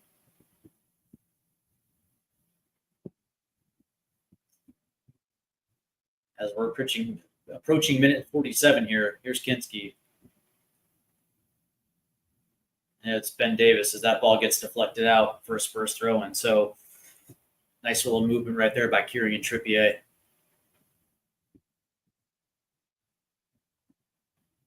It's going to be interesting to see exactly how Thomas Frank approaches this second half, because clearly Spurs need at least some time on possession here, as that ball is going to get kicked all the way back up, and now Newcastle will have possession here.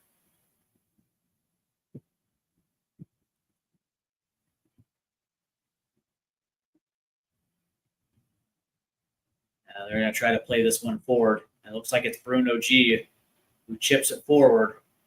It was Murphy. Apologies there. As we're approaching minute number 48 now.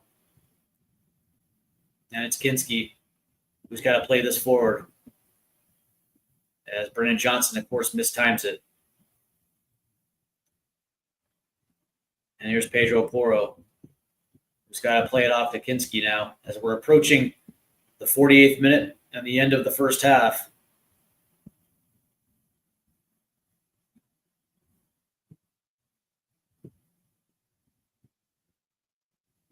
And there's the whistle.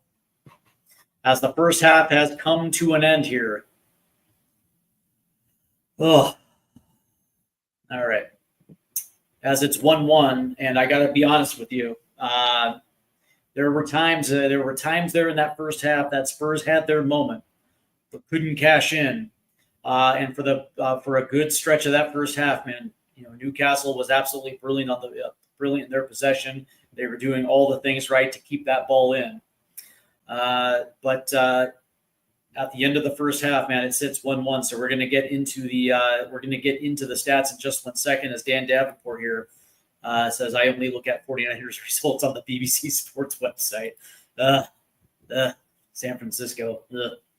You've been a fan since 1986. Okay, so you were there in the Joe Montana era. So was I. So you got Audio Artisan says he shouldn't have been beaten at the near post. No. As a matter of fact, I guess you could say kudos to Harvey Barnes right there for getting the shot underneath the leg of Pedro Porro, who did a very good job to close down space. But Kinski, should not have been beaten as badly as he was. But I guess, that's football. So Audio Artisan says it should be 2-2. They missed a sitter in front of goal, and Tell should have scored his chance. Oh, without a doubt. Without a doubt. Let's go ahead and get into the halftime stats here. And Newcastle dominates possession 67% to 33, which is not unwholly surprising, considering that they have just looked absolutely brilliant on the ball. Total shots 8 for Newcastle, 6 for Spurs. Shots on target 4-2 to Spurs. Big chances 1-0, and of course that was the Matisse Tell chance where he absolutely skinned his man and couldn't cash in. Accurate passes 306 for Newcastle, 126 for Spurs. Fouls committed are even at 2, and Spurs have dominated the corner battle 5-2. When we look at shots, Newcastle shots off target 3-1. Shots on target, again, Spurs lead that 4-2. Block shots, Newcastle 3, Spurs 1. Shots inside the box, and this one's interesting, right? Newcastle 6, Spurs 4, and shots outside the box is even at 2. The total passes in this one, 338 for Newcastle to Spurs 160. And of course, accurate passes 306 to 126. And of course, that just kind of goes to show you the control that Newcastle has been able to have. At certain times, as they were pushing it down that right-hand side, there were times where that side was closed off. But as we were going down that first half, it looks like they were making that secondary pass into Bruno Guimaraes, into Murphy. They did a very good job down that right-hand side. And, of course, Harvey Barnes scored that goal from the left-hand side on a nice little cheeky pass right there from Anthony Gordon. Passes inside their own half, Newcastle 132, Spurs 76. Passes in the opposition half, 174 to 47. Unbelievable. Accurate long balls, Newcastle 20, Spurs 10. Both even on accurate crosses.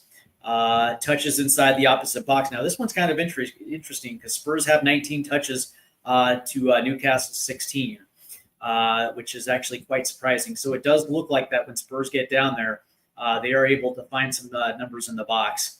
But it is what it is. As we look at defense now, tackles 1, Spurs 6, Newcastle 2.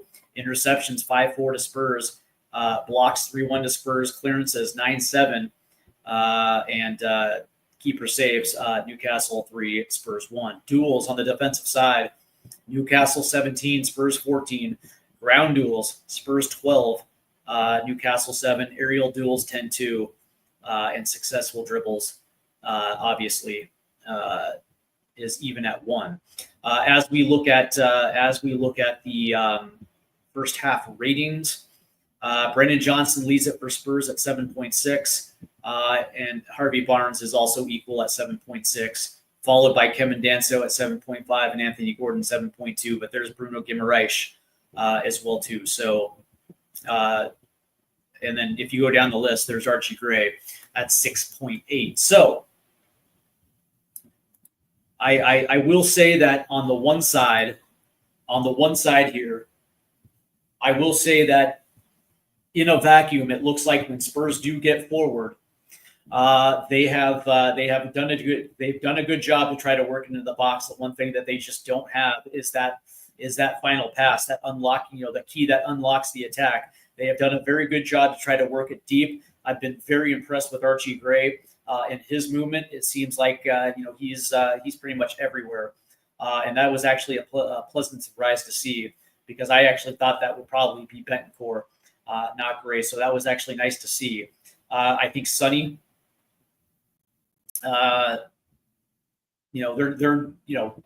Sonny's has been played on quite a bit, and it's not wholly surprising because I think they want to get Sonny a goal there. And Sonny is actually, to his credit, has actually played pretty decently. Let's see. And RDO Artisan says, those touches in the box, our son trying to get off a shot. Yeah, no, 100%. But I will say that, outside of the Harvey Barnes goal here in the first half, I was actually quite happy with Spurs defensive shape. The one thing that we haven't seen is that, that relentless combination of that press. It almost feels like that Spurs are dropping a little bit more deeper and allowing Newcastle to try to concede that space. And I would like to see maybe a little bit more focus on there and making it a little bit harder for Newcastle to set up, because there was a stretch there in that first half where Newcastle was just playing balls in, ball in after ball in after ball in. That being said, man, that's got to change a little bit. So I would like to see Thomas Frank make some halftime adjustments. The question is there going to be, substitutions at the half? Are they going to roll with the starting 11 for a little bit before finally making some changes? But that being said, I wouldn't be surprised if we did see James Maddison come on, which makes a lot of sense, because right now what they absolutely need is somebody that is going to be a little bit calmer on the ball as they're trying to push up in the counterattack. I would like to see James come on, but that being said, it would mean you're probably taking off Archie Gray. I guess to his credit, Archie Gray has actually had a pretty solid first half. So we'll see. But that being said, one of the things they absolutely have to adjust is not allowing Newcastle just to kind of sit in their territory and pick them apart. Audio Arson goes on to say they're targeting Davies, and we're trying to put everything into Sonny. Yeah, absolutely. But one of the things that we started seeing there in the first half is after a good portion of them trying to play the ball down the right-hand side, they have actually done a very good job of playing it off to the left and utilizing Harvey Barnes. And that just goes to show you the attacking prowess of Newcastle and their ability to work through the middle of the park. And they're efficient too. They're quick. And it just seems that, Spurs have been caught flat-footed a little bit. But that being said, man, it's going to be interesting. I do kind of agree with Audio Artisan. It probably should be 2-2 at this point, because we have missed our fair share of chances. Of course, Batiste, that was absolutely disgusting. Really, if you really want to keep it real, because when you get into a position where you're 1v1 with the keeper, you have no choice but to finish that one off. And of course, he wasn't able to. So we'll see. We'll see how this goes. I'm curious to know what you guys think. If do you guys in the chat there believe that Thomas Frank needs to make some halftime adjustments? Because I absolutely do. I'm curious to know if they're going to replace a guy like Ben Davis. Now, granted, Davis hasn't necessarily been terrible. I'm not going to go so far as to call him out like that. But that being said, man, maybe they could use a little bit more speed deep on that right-hand side. On that left-hand side, as far as the fullbacks go. But that being said, man, when I think about this first half as a whole, it hasn't necessarily been terrible from a defensive standpoint. But that being said, it is not the same type of intensity as we saw against Arsenal. So we are getting set for the second half, and of course, all of this is going to be leading to Italy in the UEFA Super Cup, and that's exactly what this is exactly what this is all about, right? And I think Thomas Frank has made that abundantly clear that all of these preseason games pretty much lead up to the UEFA Super Cup against PSG, and so far so good, man. I think Spurs, especially as they got into this Asian portion, have actually played incredibly well. But as far as I'm concerned, they need to be a little bit more efficient on the attacking front, because they just, for whatever reason, can't seem to string together goals or necessarily attacking opportunities. Audio Artisan says, I think Gray might come off. He seemed a little bothered by the bang to the head. Yeah, maybe. But that being said, I mean, even after that, he still seemed pretty up for the challenge right there. I think he's actually played pretty well. But again, I do believe that a guy like James Maddison probably should come on. Makes a lot of sense. As a matter of fact, it makes perfect sense considering they need to get him at least a full half before we get to Bayern Munich, as they're working him up back into a starting role. And I would probably assume that is going to either manifest itself against Bayern or PSG. But that being said, you got to get him on the pitch and you got to give him some minutes. So I would like to see it. Doesn't necessarily mean it's going to happen, but you never know. You're never going to know. Curious to know you guys out there how you felt about the first half. Were you surprised? Were you let down? Let me know in the chat. Obviously, I want to thank everybody who's tuning in. Again, make sure you hit that subscribe button, as we are going to continue doing these Hotspur live streams as the season progresses, as we get through this preseason and as we get to the regular season. So right here on Stateside Footy, as we continue with the American Hotspur, and of course all these live streams and the shows in the midweek, as well as U.S. football as well too, when it comes to Major League Soccer, when it comes to the Leagues Cup, when it comes to the U.S. men's national team. This is exactly where you're going to be able to find it. It is your home for not only Tottenham Hotspur, but also for the U.S. Men's national team as well too. Let's see. Audio Artisan, who says, I can see us turning more physical when Richie Bish and VDV come on. Yeah, 100%. The question is VDV going to come on, right? Or are they going to give Vuskovic some run out there potentially, right? They just might make a wholesale change when it comes to the center back pairings and bring on Vuskovic and VDV altogether. Yeah, maybe. I probably would assume that we're going to see Basuma today. Yeah, 100%. Yeah, maybe even Richie too. It's going to be interesting, right? The question, the question is, does Richie have it right now? Does he have that type of that endurance right now, or is this something that has to be worked up to, right? That's the interesting thing, or are they going to wrap him in cotton because they don't want to risk injury? That's going to be the interesting thing, right? I would like to see Richie, but again, this is a quick turnaround, so we'll see. But that being said, I think I would agree with you on Basuma 100%.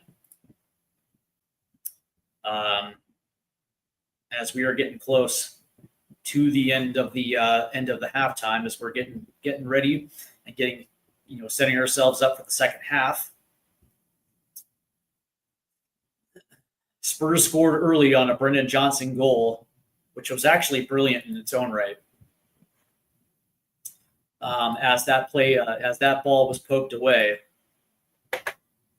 good defensive intensity right there. And of course, Brendan Johnson did a very good job of dribbling forward and sliding one past Nick Pope, which was actually a beautiful goal. But from that point in the first half, it really was all Newcastle in possession. And by the way, man, and that's the thing that I've always been impressed with Newcastle, especially under Eddie Howe, is that they're very calm on the ball, and you can see that.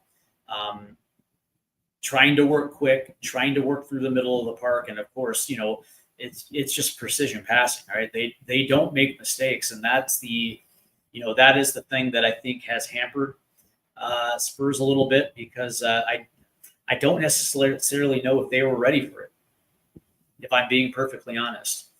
And I think that kind of manifested itself in the first half, because I think Spurs grew a little comfortable with them trying to force the ball down the right-hand side. But as soon as they adjusted and started going to the left-hand side, I felt like, maybe they were caught off guard. But that being said, we are ready to start the second half, and it looks like the players are now out on the pitch as they were warming up for the second half. So we're going to find out quickly if there's going to be halftime adjustments here, as the crowd is showing their love for Son Heung-min, as they should.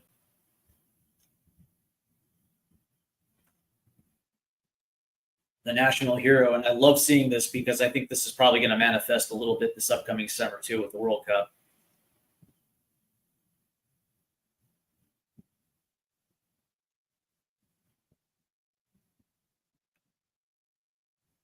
As looks like players are warming up here.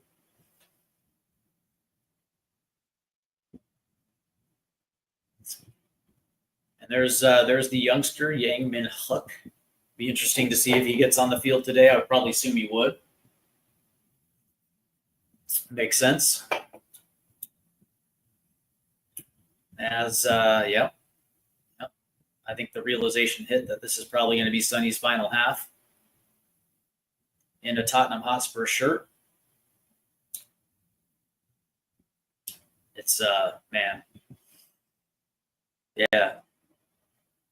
And it looks like Jed Spence is coming in. Here comes Van de Ven. And here comes Bergvall.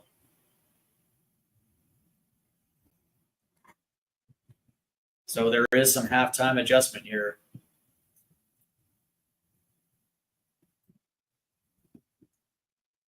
So Mikey Van de Ven now comes in for Christian Romero. Looks like Jed Spence. And as we will find out here, it looks like Jed Spence will be taking over for Ben Davis. No, excuse me. It looks like he's taken over for Pedro Porro.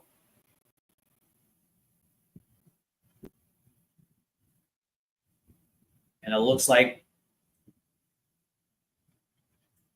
Bergvall's taken over for Bentancur. And it looks like BDV is in for Cuti Romero. So Spurs have a new little alignment here in the second half. And as Newcastle will try to play this one forward. And it looks like it's going to be offside.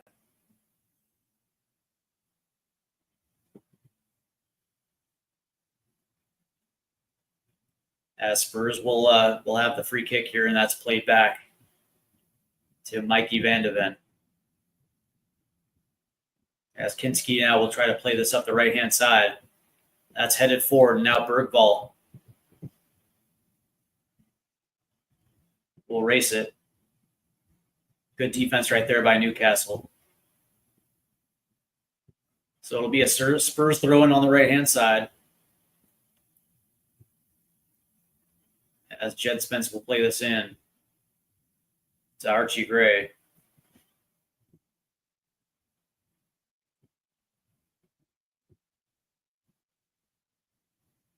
As Archie Gray will play this up the right-hand side, that's going to get tipped away by Newcastle.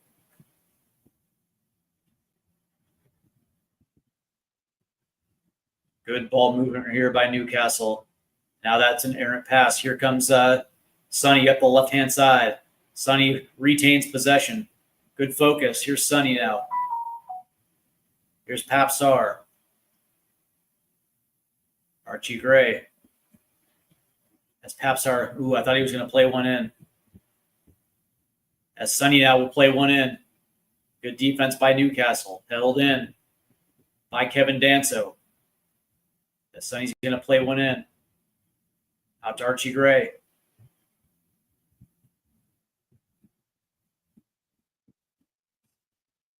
Spurs will try to rotate this to the other side of the pitch. Now it's Jed Spence. Now it's Gray. As he plays it over to Van de Ven. My Dutch homie.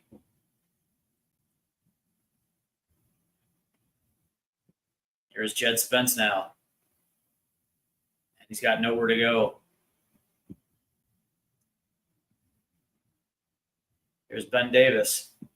Under pressure as that ball cannot be contained as that ball gets played off of Sonny. So good defense right there by Newcastle as they were not giving up space. That ball's going to quickly go to the left-hand side. as Jed Spence is harassing Harvey Barnes a little bit.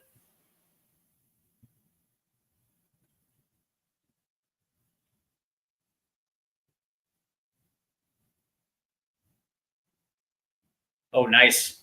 Nice. Oh, they're going to blow a whistle right here. And it looked like Papsar had done a good job on Bruno. But there was a whistle, and now Newcastle will start again quickly up the left-hand side. Here's Barnes. Looks like it's Anthony Gordon. That ball's going to get in. Tipped. Ooh. As that was tipped away by Anthony Gordon. Good movement right there by Newcastle. Putting it in dangerous spots right there.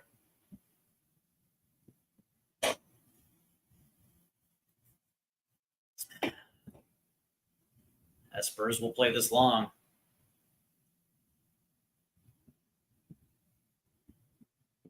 Here's Matisse Tell. Oh, nice tip by Tell. And he does get around his defender. As he kept it in. Now this is going to have to get played back. Here's Jed Spence.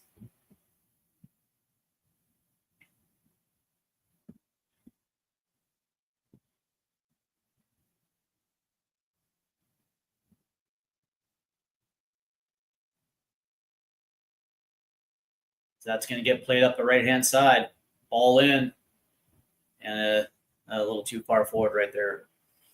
As it looked like maybe Brendan Johnson was kind of hoping that Lucas Bergvall would make a run. But Newcastle, again, as that gets out for a Spurs throw. As we're in the 50th minute now, 1-1, as Newcastle has very much ratcheted up the pressure here on Tottenham Hotspur. Here's Kinski. And it's Jed Spence, who has nowhere to go. And there's the turnover.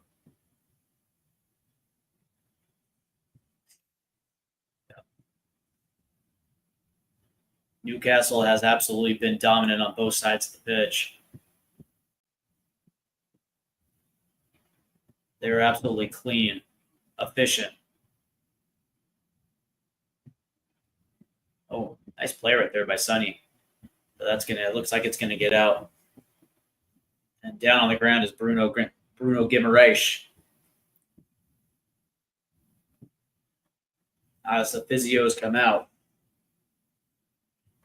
Interesting. I will say that I was hoping for a little bit more intensity in the second half. But that being said, man, it's really been all Newcastle here.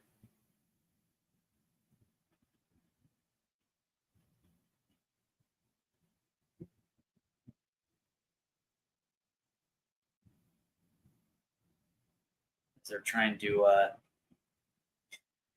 sort out Bruno's issue. Looks like maybe he got caught in the small of the back. But that being said,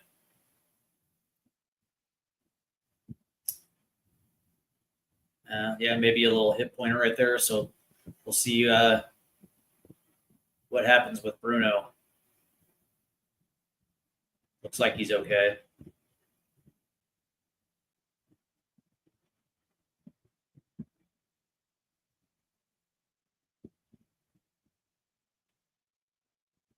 As that ball gets played in, it's Joe Linton. Play resumes. Here's Miley. All the way to the right-hand side. As Sonny tried to poke this one away.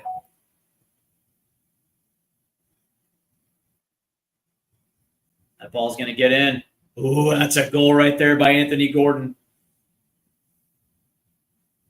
Wonderful. Oh, they're going to say that was offside. Oh, boy. Spurs caught a break right there. That play was absolutely beautiful. But, yeah, Anthony Gordon was way offside. As Murphy actually put a beautiful ball in, by the way. But yeah, Anthony Gordon was way outside, so that one gets erased. And it'll be Kinski who's going to be playing this one long. That veers a little bit off the left-hand side, and that's going to get tipped back right there. So Newcastle will have possession.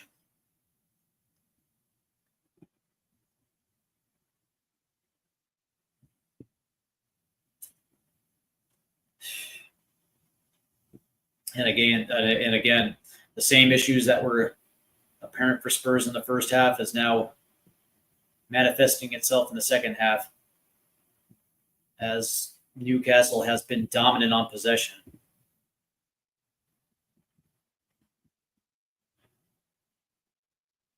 And here's Pap Sauer, who will hit Jed Spence.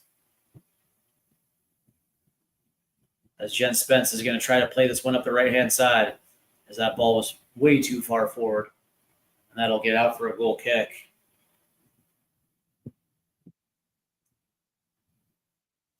And you can see the frustration a little bit.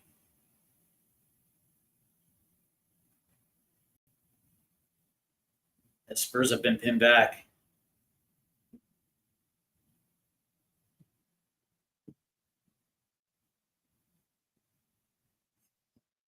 It looks like there's going to be a whistle. As Archie Gray is.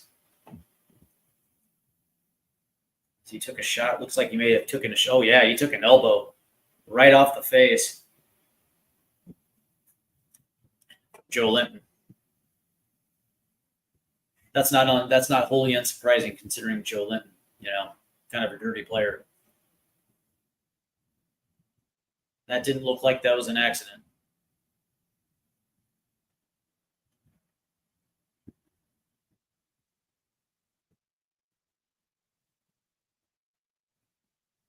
As Newcastle will resume possession. Look at Archie Gray.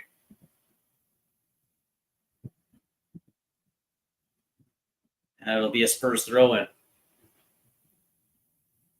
As both of these teams are starting to get a little physical here. Which is kind of what I went. That was a great play by Archie Gray. Good sliding tackle.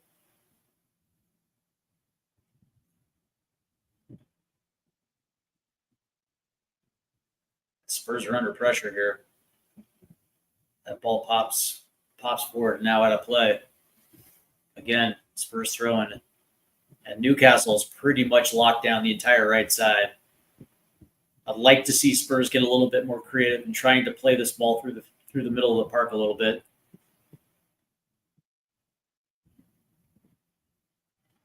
As they're trying to pop balls over the top on the right-hand side to Brendan. But Newcastle has pretty much locked down that side. Here's Jed.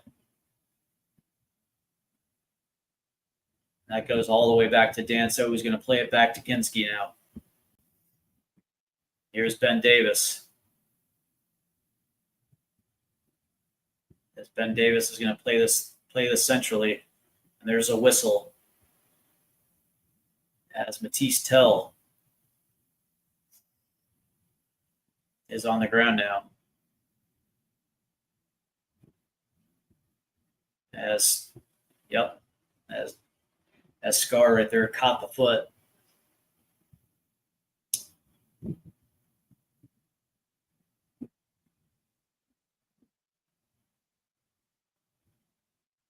As play resumes, here's Van de Ven.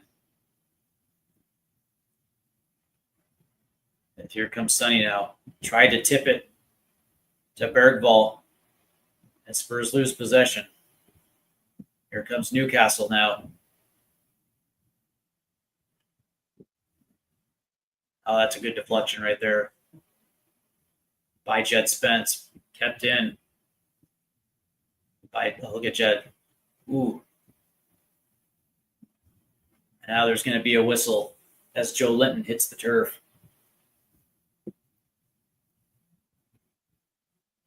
What a bum. As Jed Spence, man, did a very good job trying to hold possession right there. And then Brendan Johnson just comes and just floors him right there. So now this will be a Newcastle free kick in a dangerous area here. And it looks like Richarlison's about ready to come in.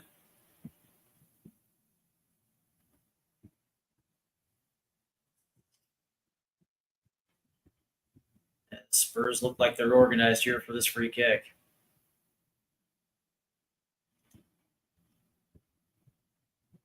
That ball is going to be played in. That ball's going to get deflected out. So good defense right there by Spurs.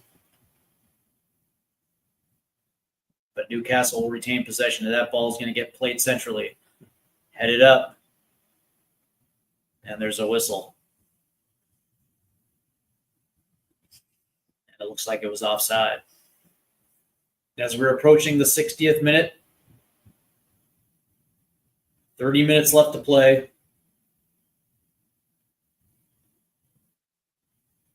And there are the Newcastle supporters that have made their way from Newcastle in time.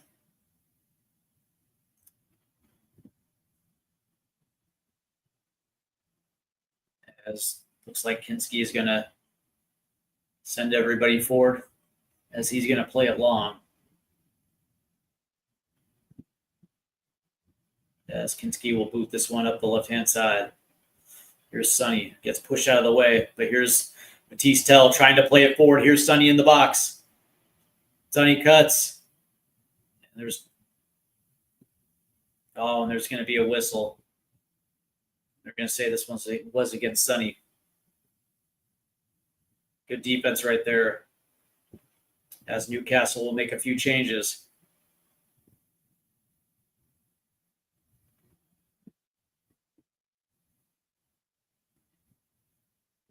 The double switch here for Newcastle. And it looks like Anthony Gordon's coming off.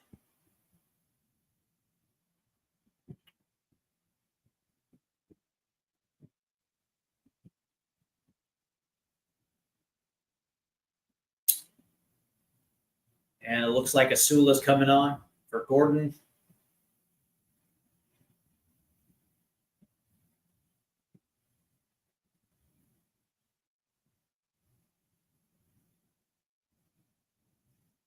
And Target's coming off for Tino Livramento. And it looks like for Spurs, here comes Pap Sarr. He's coming off. And it looks like Yves Basuma's coming in. And Matisse Tell comes off for Richarlison. So Spurs will have a new target 9 with Richarlison.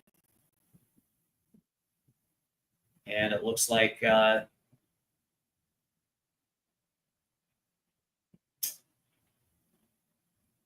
Yves Basuma will come on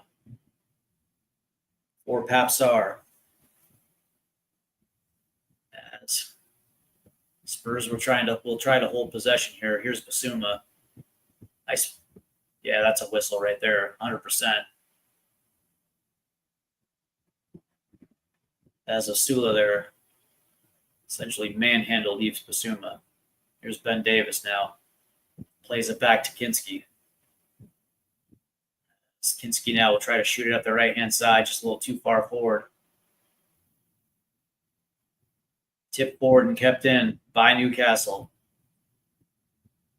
Oh, nice play by Yves Basuma to tip it away. Here comes Spurs now. It's Lucas Bergvall, who's got to play it over Ben Davis now.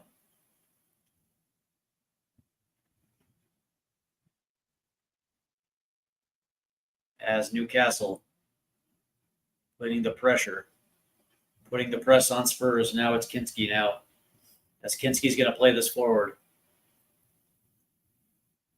Headed forward by by Sonny. And it's for Richarlison. Yep, and they're going to whistle this one against Bruno Guimaraes. And here comes Mohamed Kudus now, and that's going to be it for Sonny.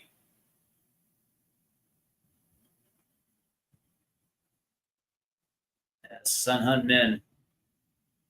That's going to be it. As his entire squad is showing him the love, and this is going to be it. There's Sonny's dad. As Bruno and Joe Linton.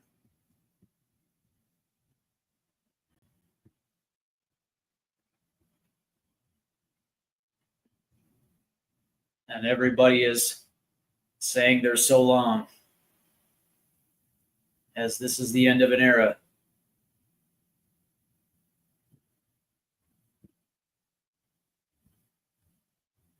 As the armband will go on to Ben Davis. As the two embrace, as Sonny comes off the pitch now, as he says goodbye to Tottenham Hotspur.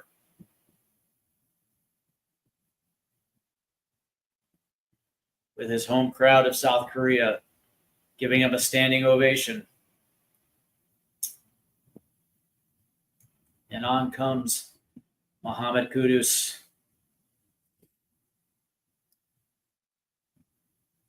Wonderful round of applause for Sonny.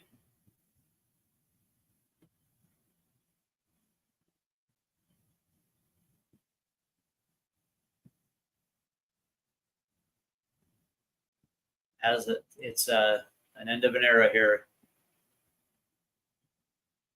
As he's being mobbed by his teammates on the sideline.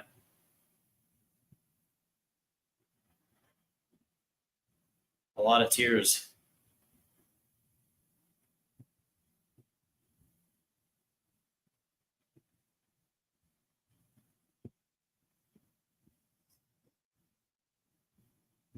That's a good embrace right there from Dominic Solanke. Pedro. As the tears are flowing here. The happy tears. And there's the hug from Heung-min Hook. There's Will Langshire. Jamie Donnelly.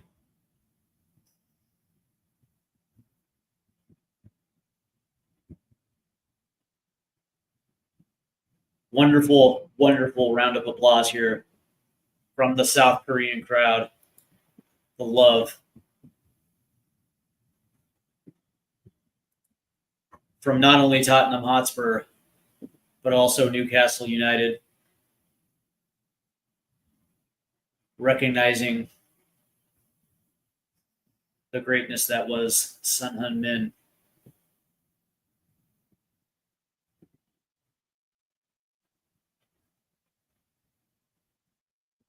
As the hug parade continues and now play is restarted.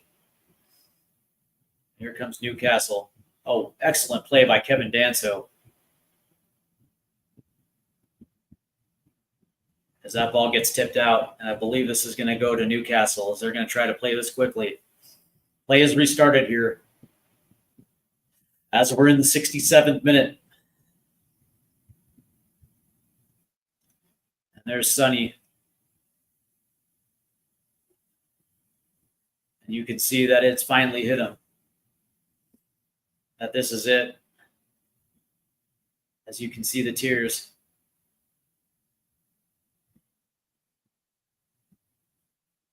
Unbelievable career for Son Heung-min in a Tottenham Hotspur shirt.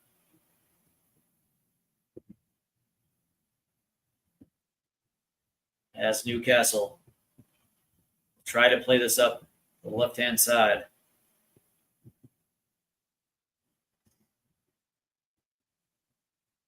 As Yves Bissouma is working on Harvey Barnes right there. An emotional moment right there with Sonny. As Newcastle's going to try to play this up the left-hand side. That's a good ball forward. As that's going to be a whistle right there on Yves Bissouma. And it's going to be a yellow card against Osuna. As we look at it again, yeah. Looks like Yves got his foot on Osuna. So Basuma collects the yellow here, and it'll be a free kick in a dangerous spot right here for Newcastle. Spurs have actually, to their credit, have been very good against set pieces, as Kieran Trippier will sit over this one. That ball is going to get played in. As that ball was deflected, here's a shot on net that's going to get deflected again.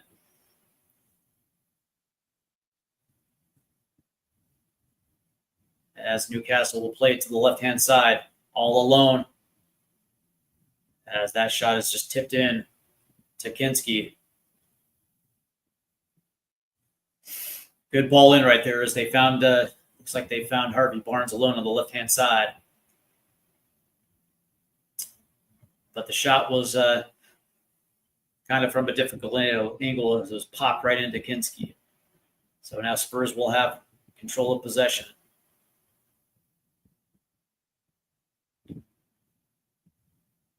Here's Van de Ven. Here's Davis. Davis is going to have to play this long, as that'll get over and out. Looking for Brendan Johnson down that left-hand side there. 20 minutes to play now. And now we'll get to the second half hydration break. So, interesting, man. Interesting second half as it's played a lot. Much like the first half as well, as Newcastle essentially has dominated possession. Now that we're starting to see the second wick of substitutions come on, you know, it's going to be interesting to see the way that Spurs handle this. 20 minutes left. Dan Davenport asks, who are we playing next in the friendly match before PSG? It's going to be Bayern Munich there in Germany. And that's going to be an interesting one as well. We'll see. Audio Artisan says emotional scenes. Yeah, that was absolutely emotional, and you could see it on his face as well too. Because as soon as the realization hit, man, you started seeing the tears, the smiles. But yeah, there were tears as the realization hit, as that was the last time he would wear a Spurs shirt. So again, congratulations to Sonny for a wonderful Spurs career. It's a shame that it came down this way, but I think everyone realized that this was probably going to be it. Let's see, and he goes on to say it's a shame that he couldn't get a goal to seal his last game. Yeah, I think that was the goal there,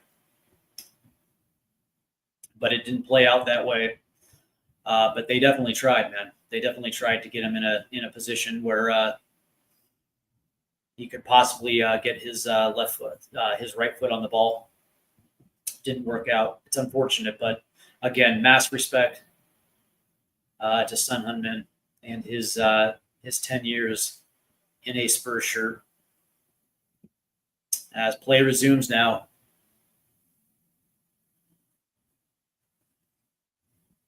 With Newcastle in possession.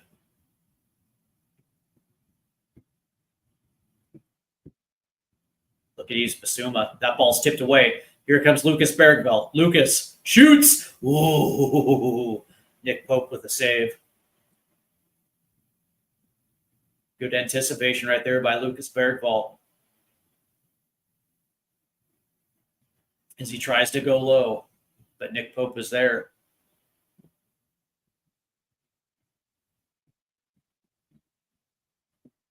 Good pressure right there by Spurs. As Newcastle now will try to play this forward. And it looks like Spurs are doing a very good job right now of not conceding space. There's no whistle. As Van de Ven. Looks like he took the ball away from Asula right there. As play resumes, they thought there was going to be a whistle. No whistle. Here's Jed Spence now. He's going to try to play this forward to Kudus. As Kudus gets on the end of it. On the right-hand side of the box near the touchline. Good flip right there by Kudus. Here's and Kudus had a very good move right here. And now Newcastle has to try to play it out, but Yves Bissouma holds it in.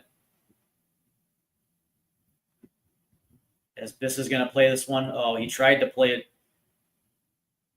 to Ben Davis, but not exactly the greatest pass. Here comes Newcastle, as that ball will fly all the way to the other side and out for a Spurs throw-in. As it looked like they were trying to catch Newcastle Spurs flat-footed, but not enough numbers forward. And now coming onto the pitch is going to be James Maddison and Wilson Odebear, as Archie Gray will come off. Very good match for Archie Gray today. And Brendan Johnson will come off for Wilson Odebear. So with 15 minutes left to play, James Maddison will come on for Archie Gray, and Wilson Odebear will be on for Brendan Johnson. Good performances by both Gray and Johnson. Johnson, of course, scored the goal early in the match, and Archie Gray was just everywhere. That ball's going to get popped back and out of play. Looks like it'll be another Spurs throw in here.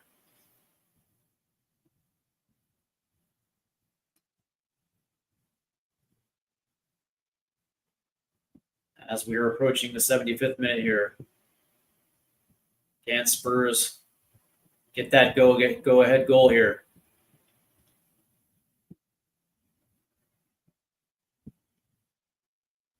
And they're going to say that was tipped out by Spurs, so Newcastle will try to hit him quick.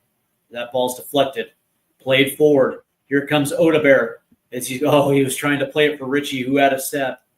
Odebear corrals the ball though, and now he's going to play it forward to Richie. Here comes Richie in the box. Richie shoots. Ooh, kick save by Pope, but it is offside.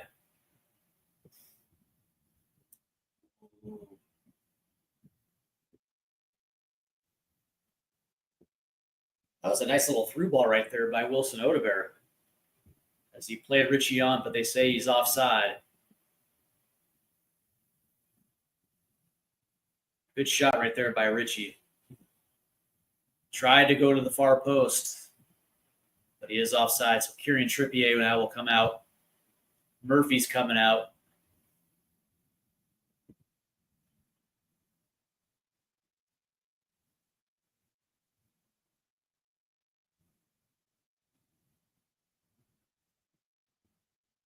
And it looks like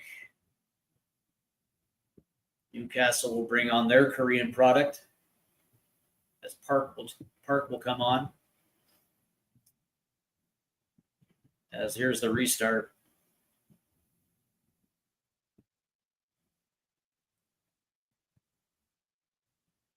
As that ball goes all the way back, and Kevin Danso will take control as we're approaching the 77th minute now. Spurs have about 15 minutes as Lewis Hall comes on for Kieran Trippier.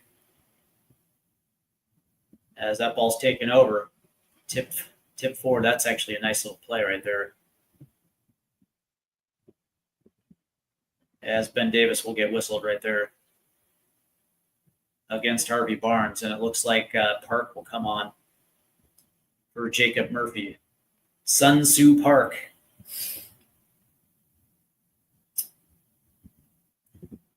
As we'll hit the reset.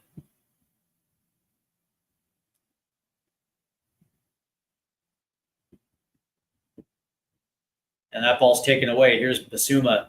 Now it's Bergvall. Bergvall's trying to get in the box. That play is going to get over. That ball's going to get over, but I think that ball was redirected out. And all of a sudden, new life has been breathed into Tottenham Hotspur.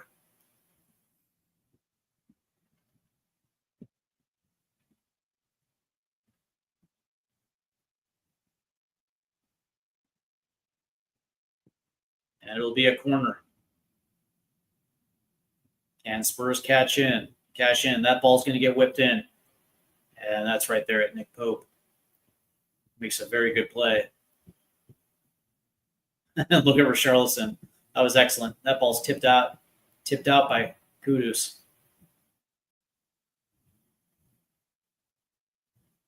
Was it Kudus? Nah, it doesn't matter. Richarlison was hanging off the shirt of Nick Pope right there. That was actually quite funny. As for Charleston, will get a yellow card right there. Yeah, for sure. Yeah, that actually was James Madison right there. I tipped it out. As Newcastle doesn't have anywhere to go. Nice play right there by Bergvall. Get possession back. As Kinski's going to have to play this forward. It's Kudus.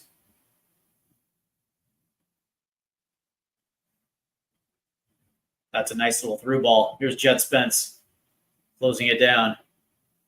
Yeah, that's going to get out. Looks like it's going to be for a goal kick. As it was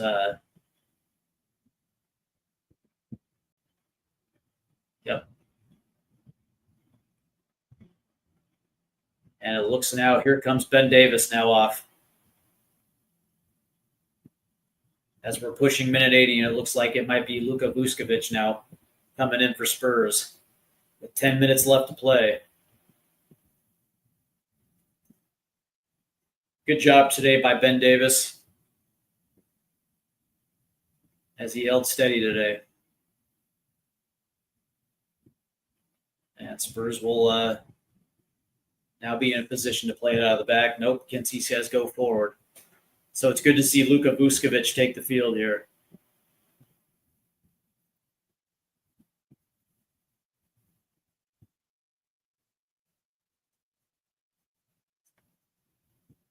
As that ball's played forward. And it gets redirected. Look at Jet Spence. Good Jed. Yeah, that's going to be a whistle against Park. As we're now in the 80th minute, 10 minutes left here in South Korea. And Spurs and Newcastle are knotted in at 1. Over the last 10 minutes, though, Spurs have kind of been a little bit more aggressive. Have been holding the ball a little bit more.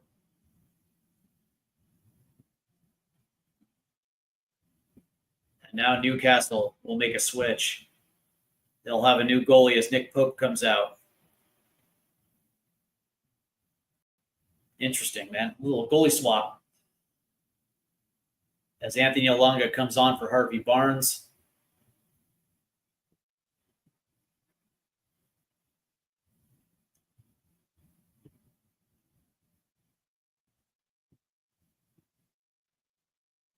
As that's going to get played forward, as Kudus will head it right back to a Newcastle defender. And it'll be Kevin Danso now, as he's got to play it back to Kinski. Here's Buska. As Kinski's got to play this forward. Here's Olanga. Nice little tip forward. As Spurs are trying to pressure. Here's Basuma. He was looking for Odebear. That ball's got to get played out. As on the ground is James Madison.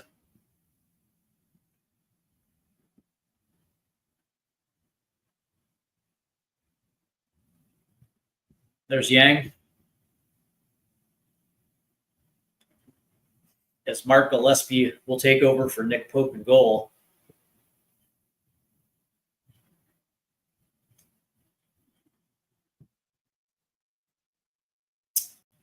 As Madison is down.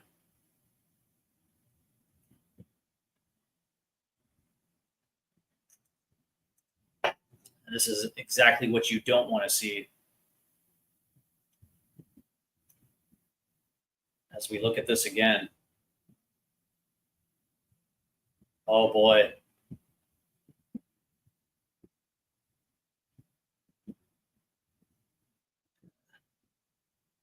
It looked like Madison might have been untouched right there.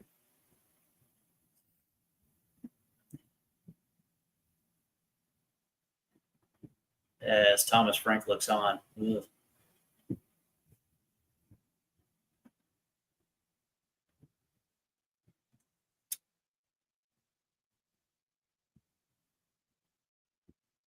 As here's the stretcher now. Oh, this is not good. And you're hoping this isn't an ACL tear.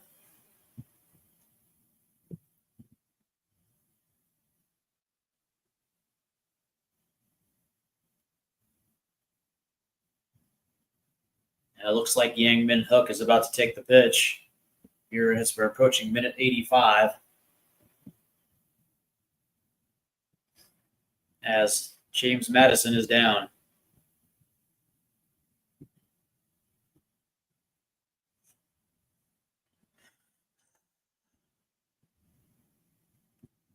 As Emil Kraft is checked in for Fabian Scar.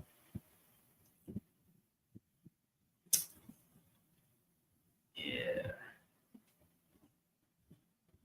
And you can't help but feel for Madison as he has just came back from his injury. As he's being carried off on a stretcher here. And you can see the pain on his face.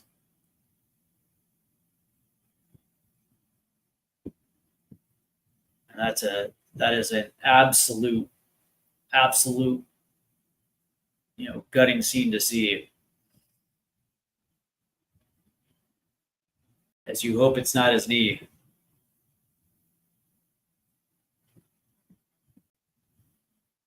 Unbelievable.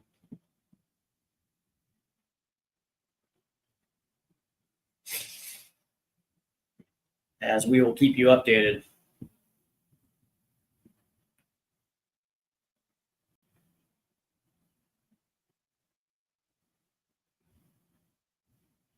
As now checking in to the match is Heung-min Hook.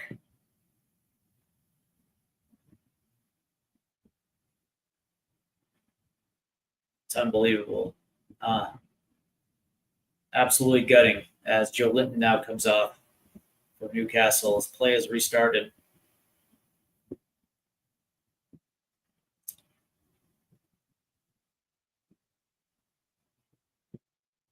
Here's Yang. As he plays it back to Lucas Bergvall, who's going to play this one in. Ooh.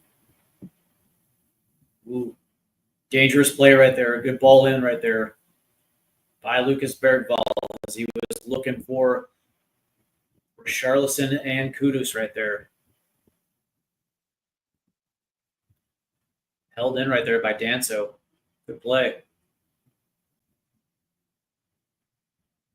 As he thought there was going to be a whistle. There is no whistle. Here comes Newcastle. It's going to be Park. As we're approaching minute 87. I would probably assume there's going to be substantial stoppage time because of the injury and, of course, the sunny celebration. As Jed Spence does a very good job right there. That ball's taken away from Bergvall.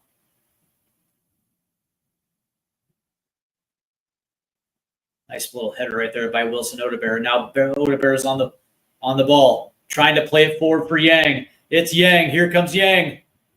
He cuts. Oh, nice move by Yang. Good defense right there by Newcastle. As Yang, once he gets that ball played on his foot, he's got to take a shot at least.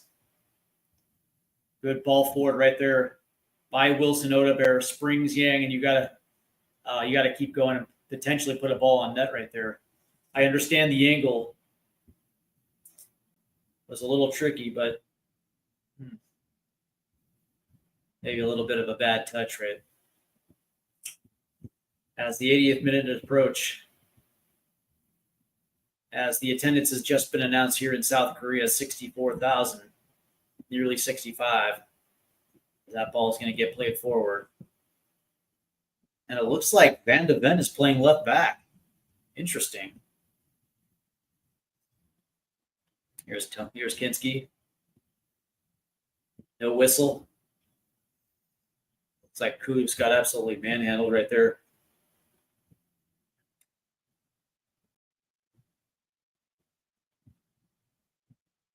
Here's Park. 1v1 against Spence down that left-hand side. There's a shot. Ooh, that goes over the crossbar. That's Bruno Guimaraes. As we're now in the 89th minute.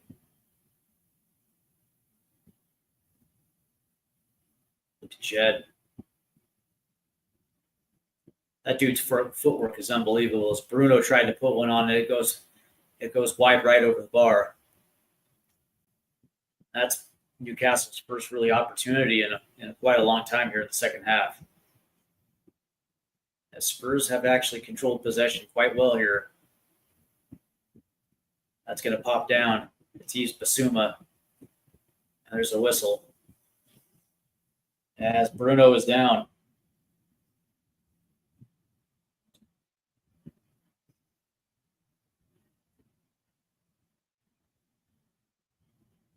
As Bruno ran into Yves Bissouma's arm, it was not intentional.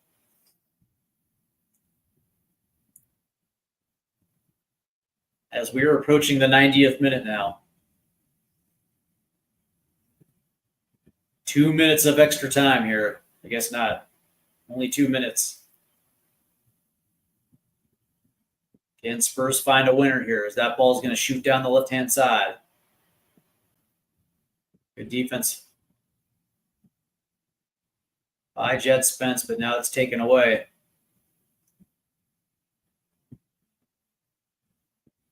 Oh, there! Look at that play by Yang.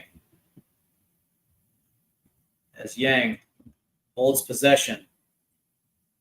As Newcastle is forcing the issue here. Good control by Bergvall. As Bergvall finds Kinski. Now Kinski's got a rush. And he tries to hook it up the right-hand side. Kept in by Newcastle. And it's Park who plays it in. Headed away. And played forward. Bergvall trying to find Richie. As Richie falls. He had the angle. He knows it.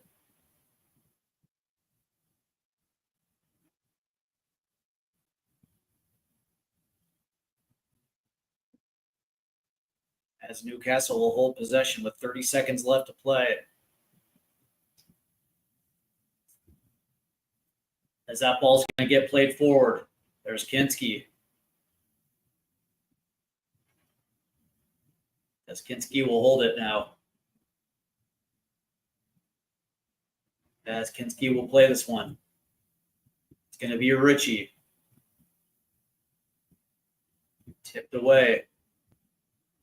Kept in by Van de Ven. Look at Yang. Tell you what, man. I kind of like Yang.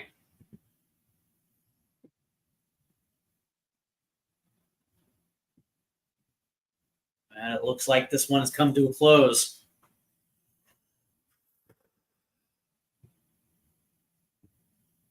As this match here ends in a 1-1 draw.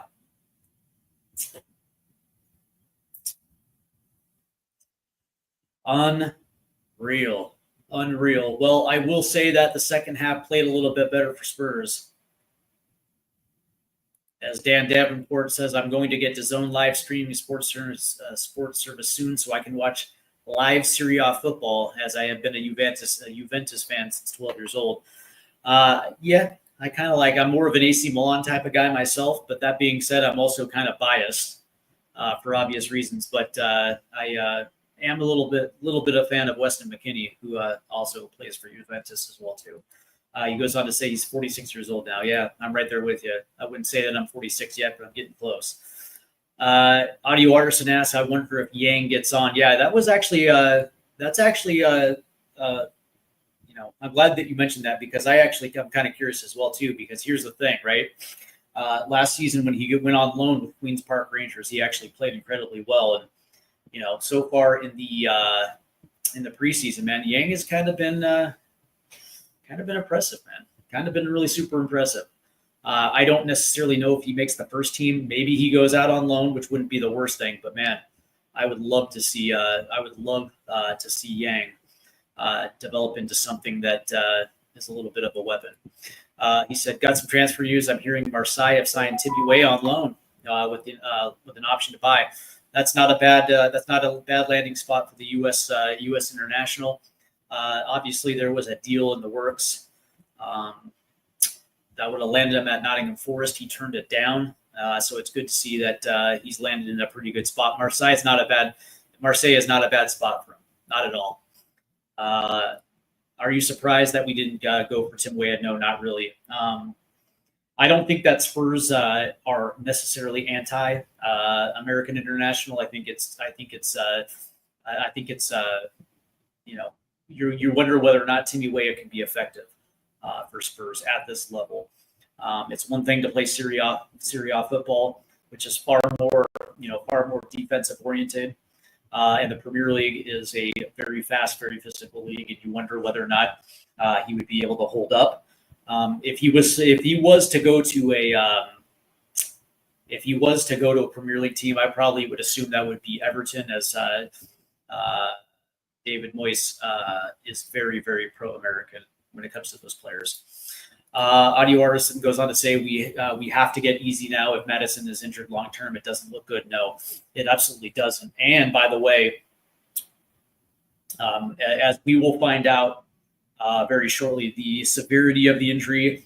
I'm hoping that it's a calf injury, and that maybe Madison might be able to, but you fear that it might be an ACL, which would effectively end the season. So you don't want to see that. But as far as easy goes, it all depends on the player. I get the impression that they're really shooting for Xavi Simons, who actually, by the way, is a little bit better of a player than Eze. Both essentially do the exact same thing, but I don't know, man. I think Xavi Simons is just a little bit better of a player. Dan Davenport says, "Oh no, stretched off. Let's hope it's not so serious." I agree. We need to get Eze, but our horrible neighbors are after Eze as well. Yeah, it depends though, right? It depends, right? The question really is, the question for me really is, can Arsenal, afford him? You look at their budget, and you look at already the wage bill that's already in place versus are they going to have to get rid of players in order to make room for Eze, right? So you kind of wonder that a little bit, because you look at the net spend of Arsenal, and you look at the wage structure that's already in place. It wonders, especially now that they've brought in Victor Gyökeres, you wonder whether or not there's going to be room for a dude like Eze, whereas Spurs definitely have the room. And again, I'm going to go out on the limb and say that Xavi Simons might be just a little bit of a better player, and maybe even a little bit better of a fit than Eze, but we can probably go after both. That's what I'll say. Let's see. Audio Artisan says Yang is on it. Yeah, he is, man. Listen, man, Yang was impressive. I'll say it, man. I'll be the first one to admit it. I was very impressed with Heung-min. Maybe it had a lot to do with the fact that he was playing in South Korea. But that being said, the dude hustles. The dude gets himself into very good positions to be effective. It's nice to see from a 19-year-old. It's going to be interesting to see how this plays out. And Audio Artisan says, I'd be happy with either. I would be too, if not both. But that being said, Spurs and Newcastle finish in a 1-1 draw. Let's go ahead and take a look at the stats real quick. As we finalize this one, Newcastle finished with 62%. Let me hold on. Let me refresh this real quick. As Newcastle finished with 62% possession to Spurs 38. Total shots, Newcastle 12, Tottenham 7. Shots on target, though, Tottenham edged out Newcastle 5-2. And, of course, big chances, Spurs 1, Newcastle 0. And, of course, Spurs missed that big chance. And, of course, that was the Matisse Tell 1v1 against Dick Pope. Accurate passes, Newcastle 436, Spurs 240. Corners, Spurs 6, Newcastle 2.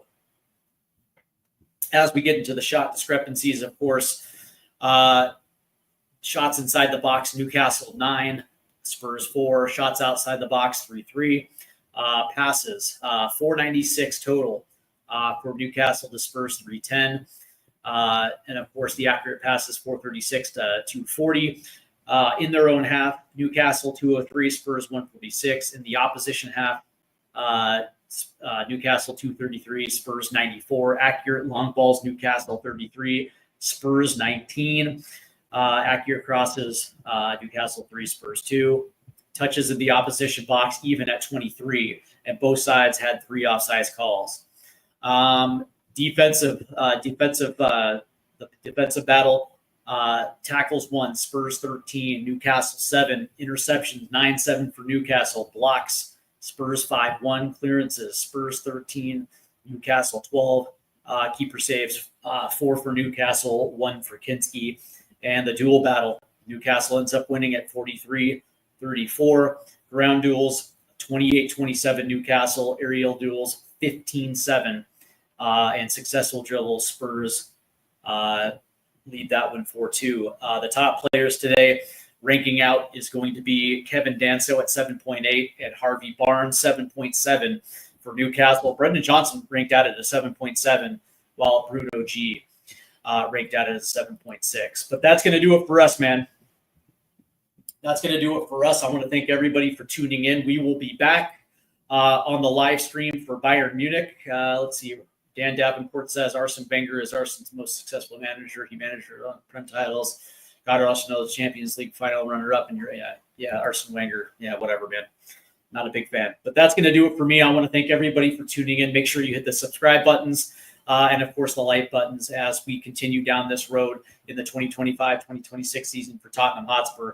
I want to thank everybody for tuning in, man. You guys have a great Sunday, man. Take care.